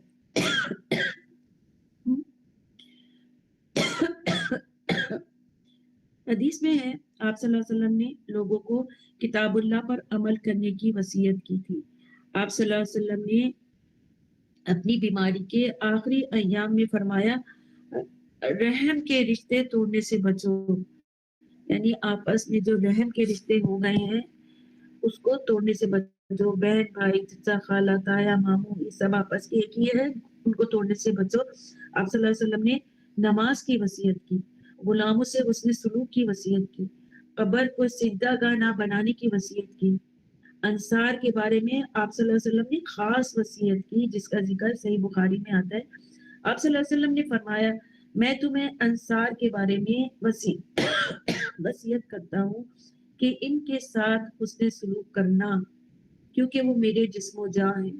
سبحان اللہ، انصار رسول صلی اللہ علیہ وسلم کے حسن جان ہیں، تو ان کا کیا مقام ہوگا جن کو رسول صلی اللہ علیہ وسلم حسن جا کر ایک اور جگہ آتا ہے انصار میرا میدہ ہے، اتنی محبت. اسی طرح تو جو دین کے مددگار ہیں، دین کی مدد کر رہے ہیں تو ان کی کتنی پھر ہمیں قدر کرنا چاہیے. یعنی اللہ نے انصار تھی نا، انصار کیوں کہا گیا انہیں کہ انہوں نے مدد کی دین کی، مہاجرین کو جگہ دی، دین میں جنگوں میں بڑھ چڑھ کر حصہ لیا. پھر آپ صلی اللہ علیہ وسلم نے فرمایا انہوں نے تو اپنی ذمہ داری پوری کر دی، یعنی ہر طرح سے تمہارا ساتھ نبھایا، اپنی جائیداد میں شرکت کی، اپنی بیویوں تک میں شرکت کے لیے راضی ہو گئے، جنگوں میں حصہ لیا. تو آپ نے فرمایا کہ انہوں نے تو اپنی ذمہ داری پوری کر دی، ہاں ان کے حقوق ابھی باقی ہیں، لہذا تم ان کے نیکوکاروں کی نیکی قبول کرنا اور ان کے خطا کاروں سے درگزر کرنا. نہیں اگر ان میں سے کوئی خطا کار ہو تو اس کو درگزر کرنا، معاف کرنا۔ آپ صلی اللہ علیہ وسلم نے خون، مال، عزت کی حرمت سے متعلق وصیت کی تھی حجت الوداع کے موقع پر کہ تمہارا خون، تمہارا مال، تمہاری عزت دوسرے پر ایسی حرام ہے، نہیں تم ان کو بے عزت نہیں کر سکتے، ان کا خون نہیں کر سکتے، ان کا مال نہیں چرا سکتے۔ پھر سلف صالحین بھی وصیت کیا کرتے تھے، صحابہ کرام بھی وصیتیں لکھتے تھے۔ حضرت انس کہتے ہیں کہ صحابہ اپنی وصیتوں کے شروع میں بسم اللہ الرحمن الرحیم لکھتے تھے، اور پھر یہ بھی لکھتے تھے کہ فلاں بن فلاں کی وصیتیں ہیں، اور پھر ہمیں اپنے بچوں کو بھی وصیت کرنی چاہیے۔ پھر تلک امۃ قد خلت لہا ما کسبت ولکم ما کسبتم ولا تسألون عما کانوا یعملون۔ تلکا مطلب یہ،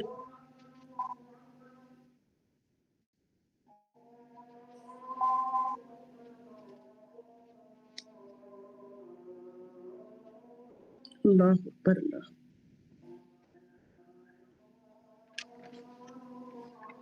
اشہد ان لا الہ الا اللہ،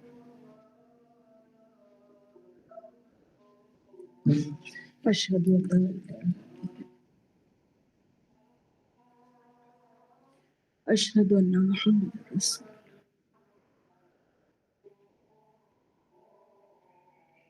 اشہد ان محمد رسول اللہ صلی اللہ علیہ وسلم۔ لا حول ولا قوة الا باللہ۔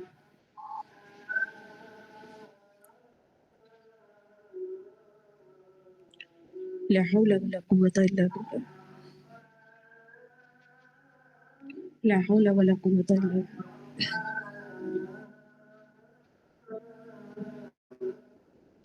لا حول ولا قوة الا باللہ۔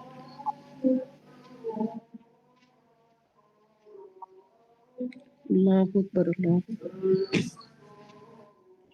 لا الہ الا اللہ، اللہم صلی علی محمد وعلی آل محمد، اللہم رب هذه الدعوة التامة والصلاة القائمة آت محمدا الوسیلة والفضیلة وبعثه مقام محمودا الذی وعدته۔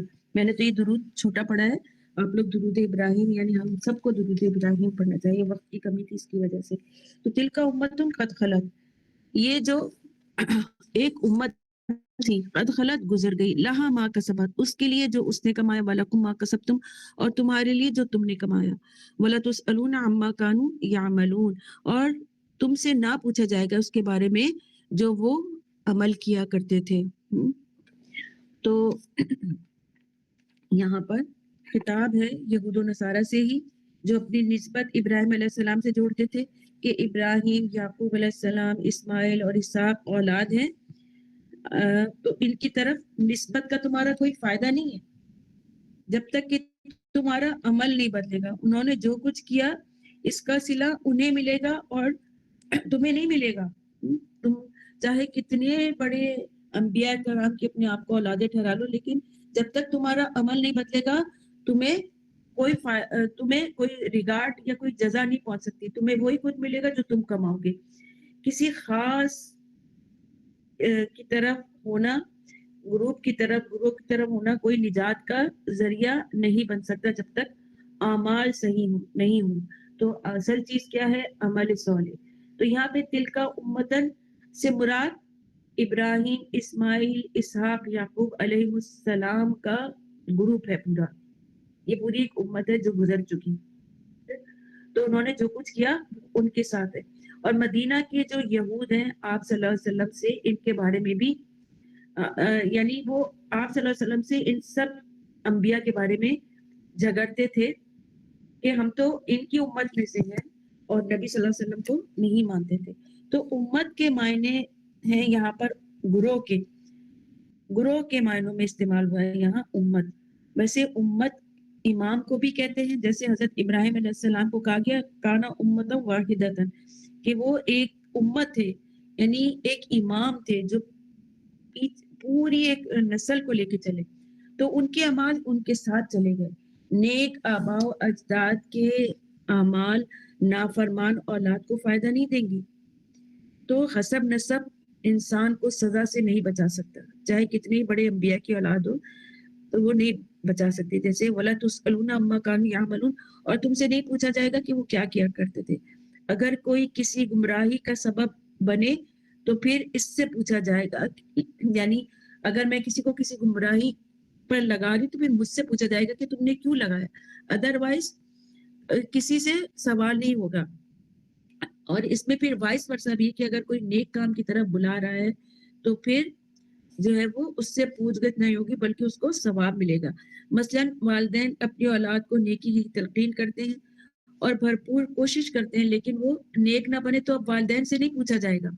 और अगर किसी ने अपनी औलाद को राह रास्त पे लाने की कोशिश ही नहीं की, दुआ वगैरह भी नहीं की, तो फिर उसकी बहुत बड़ी पकड़ है। क्योंकि कुल्लुकुम मसऊला अन रइयती, कि हर एक शख्स से पूछा जाएगा उसकी रियायत के बारे में, उसकी रियाया यानी उसके अहले अयाल जो उसके साथ रह रहे हैं उसके बारे में। तो हर शख्स से अपनी रइयत का, अपनी यानी अहलो अयाल का, अपनी ज़िम्मेदारी का जो है वो खुद ज़िम्मेदार है। तो कोई गुरु, कोई पैगंबर का अमल किसी उसकी औलाद को फ़ायदा नहीं देगा जो कि कुफ़्र पे हो। किसी का हसब नसब फ़ायदा नहीं देगा। अबू लहब क्या था? नबी सल्लल्लाहु अलैहि वसल्लम का चाचा था ना, कुरैशी था, बहुत बड़ा सरदार था, फाइनेंस मिनिस्टर था, लेकिन उसको कोई फ़ायदा नहीं हुआ। लेकिन इसके बरखिलाफ हज़रत सलमान फ़ारसी, जिनकी निस्बत फ़ारसी हो गई थी, लेकिन वो असलन क्या थे? अरब थे। अल्लाह ताला ने उनको कितना बुलंद मर्तबा अता किया। तो क्या है ये? लैसल इंसाना इल्ला मा सा, ये इंसान को वही कुछ मिलेगा जिसकी उसने कोशिश की। हर नफ्स को उसके अमल का बदला मिलेगा, वो खुद पाएगा अपने अमल का बदला। तो बदला जो है वो अमाल के मुताबिक दिया जाएगा। जैसे है ना, वला ताज़िरु वाज़िरतु विज़रा उख़रा, कि कोई बोझ उठाने वाला किसी दूसरे का बोझ ना उठाएगा। नूह अलैहिस्सलाम के बेटे की मिसाल हमारे पास है कि वो ईमान नहीं लाया और वो डूब गया। इसी तरह नूह अलैहिस्सलाम और लूत अलैहिस्सलाम की बीवियों की मिसाल है, जो पैगंबर की बीवियाँ थी, मगर क्या हुआ कि वो खसारे में रह गई। तो ये मिसालें हैं कि इसमें कोई दूसरा ज़िम्मेदार नहीं है किसी का। लेकिन कुछ मामलात ऐसे होते हैं जिसमें इंसान ज़िम्मेदार ठहराता है। वो कौन से अमाल हैं? अगर कोई गुमराही की तरफ बुलाए तो जो गुमराह हुआ तो गुमराही की तरफ बुलाने वाले के खाते में वो गुनाह जाएंगे। किसी ने गुमराही की दावत दी और दूसरा शख्स उसकी गुमराही के बताने पे गुमराह हो गया, तो वो जो गुनाह कर रहा है तो उसको भी गुनाह मिलेगा, यानी गुमराह करने वाले को भी, और जो गुमराही कर रहा है उसको भी उतना ही गुनाह मिलेगा। बुरे अमाल की इब्तिदा करने पर रहेगा जब तक कि दूसरे भी वो बुरे अमाल करते रहें। जैसे काबिल ने पहला कत्ल किया था, तो अब दुनिया में जितने भी कत्ल हुए हैं उन सब का गुनाह काबिल के सर होगा। और गुनाह के काम पर राजी होने पर भी पकड़ है। अगर कोई शख्स गलत काम कर रहा है और आप उसके गलत काम से खुश हो रहे हैं, कर नहीं रहे बल्कि खुश हो रहे हैं, तो आप भी इसमें शामिल हैं।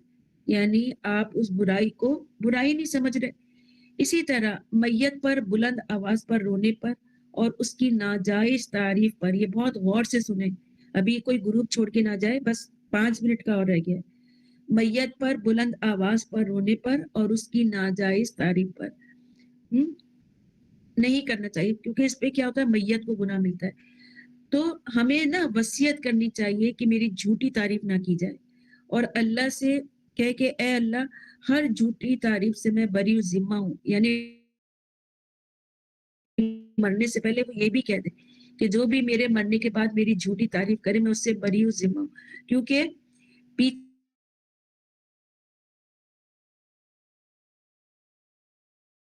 वाज़ाब के बारे में कह रहे हैं कि तुम बड़े सखी थे, ऐसे थे तुम, हालांकि वो नहीं था, वो झूठी तारीफ थी।